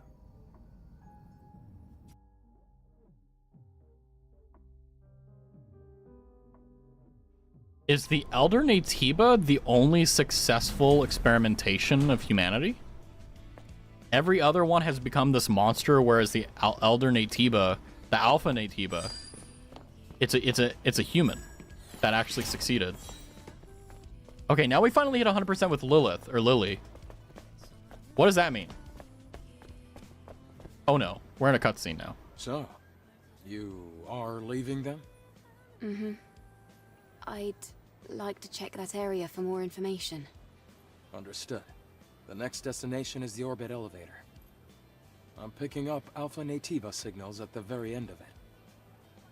At the end of the orbit elevator? You mean in space? That's what I thought. Okay. Yes. Okay. In space. Nice. Okay, so I'm Orbit right. elevator 4 was operating fine until recently. But getting there won't be easy. Naytibas have been surrounding it for a long time. I guess I'll have to come up with an infiltration plan based on the map data. Like I said, I'll summarize everything going on after this You and cutscene. Lily are both well prepared before leaving. Yeah, so basically, Adam just told us, hey, you're about to end the game here. So, to summarize what happened, Eve is a combat unit android that was sent in to basically defeat the Naytibas. At the beginning of the game, it's made to be an understanding that basically Naytibas are monsters that came from outer space and Mother Sphere has been protecting us. Unfortunately, what we've realized now is that the Naytibas are not actually from Mother Sphere or anything like that. It's the case where the final war, the Great War between humanity ended, and they created something called Andro-Eidos, which is basically a fancy way of saying androids. And basically all the people you see in here, they have some sort of cybernetic augmentation, or if they're like Adam, it's beneath the skin and you can't see it. And basically what's going on here is that the last surviving humans, or sorry, the humans had this massive war that created these Andros-Eidos to fight off stuff. But after the war ended, they went into a peacetime where they had some time to talk and be symbiotic and basically just live among each other. But what ended up happening was there was a massive war, and the war ended up causing all this incredible mayhem and destruction that basically ended up in humanity, actual humans, losing the war. So before losing the war, they fled into underground chambers where they started to create Naytibas. They would take human beings that were basically test subjects, turn them into weapons, and that would be their way to retaliate against the androids. Because androids live for a very long time, humans are kind of just like very disadvantaged here. So that ends up happening. Well, we're fighting against all these things, and Eve finds out that, hey, the Naytibas are actually human beings. All of them. Every single one of them are their genetic experimentation of humans that have gone wrong. That's why it looks like, oh, there's like ones that look like crabs. They were taking genetic material and they were combining it to see if they could create a stronger human, a longer lasting human. And now basically the Alpha Natiba, the last big bad, is at the top of the orbital elevator. So my prediction is that is indeed 100% the only successful genetic experiment, or it's an Andros Eidos. It's an Andros Eidos who saw the fact that the Andros Eidos basically ended up destroying and killing their own ancestors. Basically, the Andros Eidos is like the children of humanity, and they killed their father, you know? And I think that if it's a Andros Eidos, like Raven, for example, that's the final boss, it makes sense. It's like, how dare we? We literally killed the people that came before us. Why? You know? Sounds like an ending of a BH, just more fucked. I mean, I don't know what BH is, but please don't tell me what it is. But basically, it sounds like, you know, Mother Sphere was a creation of... That's actually kind of cool. So Mother Sphere was an AI that humanity created to protect humanity. So what ended up happening was that when the humans were basically all but destroyed, Mother Sphere saw that they needed to protect humanity. Well, the way to do it was to genetically experiment and interfere. So what ended up happening was that, well, humans are weak. Let's not make them human. Let's make them something else. But the genetic permutations and stuff just didn't take, and ended up flooding the entire world with Natibas. But it's kind of pithy because the Natibas attack the Andros Eidos and the remnants of humanity, because they don't have thought. They're just animals. They're monsters. So basically, the one job that we gave Mother Sphere, she couldn't do it. Now, the question is Mother Sphere just a vat in a tank that's an AI, or is it a Andros Eidos, right? Like an Andros Eidos that was captured and reprogrammed to be the savior, so to speak. So Mother Sphere could also be Mother Sphere, and the Elder Natiba, the Elder as well as the Alpha Natiba may be one person. So I don't know. However, I will say I do have a headache, so stream will be ending very soon. But I did want to conclude on this where, at least in terms of the story, that I find it very fascinating that I don't think Adam's going to betray us. I have for a very long time thought that Adam was going to betray us, but I think based upon the fact that the Elder Natiba, the Alpha Natiba, and all that stuff are going to be Andros Eidos, I think we're going to be just fine. So I think what we're going to do is, oh man. In terms of like progression in the story, I think what we're going to do is we're going to call it here. And then what we'll do on Saturday is, because of the fact that I feel like we're pretty close to the end, I'm just going to start stream a few hours earlier. So like maybe like instead of 7 p.m., we'll start at 5, and then we'll go from there. But yeah, I mean, they have a really good thing going on here. They have something very beautiful going on here. And I think that everything so far has been really good. Like I said, I complained about the enemies and all that, but the thing is, like, of all the complaints I have, that's it. So I want to say thank you guys for coming to the stream. Thank you for hanging out. We will be ending stream here. I think everyone is offline by now. It's like 10 p.m. No one, typically whenever I'm like looking for people to raid, like they're not online when I want to raid them. So I mean, I guess that's my fault. But yeah, if you would like to stick around for that, feel free. If not, please have a good, wonderful evening. But let's see, who is actually online right now? Let's see. Doesn't look like anyone. So you know what? We're not gonna bother with a. Bother with rating. But I will be finding people after. Well, what does that mean, next door? What does that mean? Good shit with the philosophy stuff. I mean, we can always talk more about it. But the reason why I kind of curbed it a little bit was because I want to. It's very difficult to talk about very sensitive topics philosophically, because there's going to be emotion involved, right? So if we do it more, we'll just have to be careful about like finding topics that are not too dangerous. And what I mean by that is, there are some topics that are very difficult to talk about very unemotionally, you know. But the good news is that like we'll get there, you know. But I had a lot of fun. I love talking about philosophy. I love talking about things that are interesting. So if you guys get me on a tangent, I will find a way to bring it there somehow. But yeah, no, good shit. I appreciate you guys. New streamers to find, or I get back to drawing. Why not both? Find new streamers and then draw when you find a new streamer. Win-win. But either way, I want to thank you guys for coming by. Tomorrow we will be doing our Zatzadon stream, our Just Chatting, and we'll be doing some React as well. So it'll be a very fun, interesting, and new time. So it's definitely worth it. Let me snooze the ads one more time here. But yeah, again, like I said, thank you very much for coming by. Thank you for hanging out. Thank you for being amazing. And honestly, thank you guys for making another night wonderful. I love Stellar Blade, but honestly, it would not have been as much fun unless I had you guys here. React Streamer Era, we'll see. We'll see. I got a lot of interesting things to talk about. And hopefully, you know, we can make something positive out of it, because that's going to be my goal. But yeah, good night. Take care. Have a wonderful evening. I will see you guys tomorrow. Stay safe. Be cool. Go to school. And yeah, get some sleep. But at any rate, thank you guys so much for coming by. Remember to follow on Twitch, subscribe on YouTube, like the video, all that good stuff. And I will talk to you guys very soon. Good night.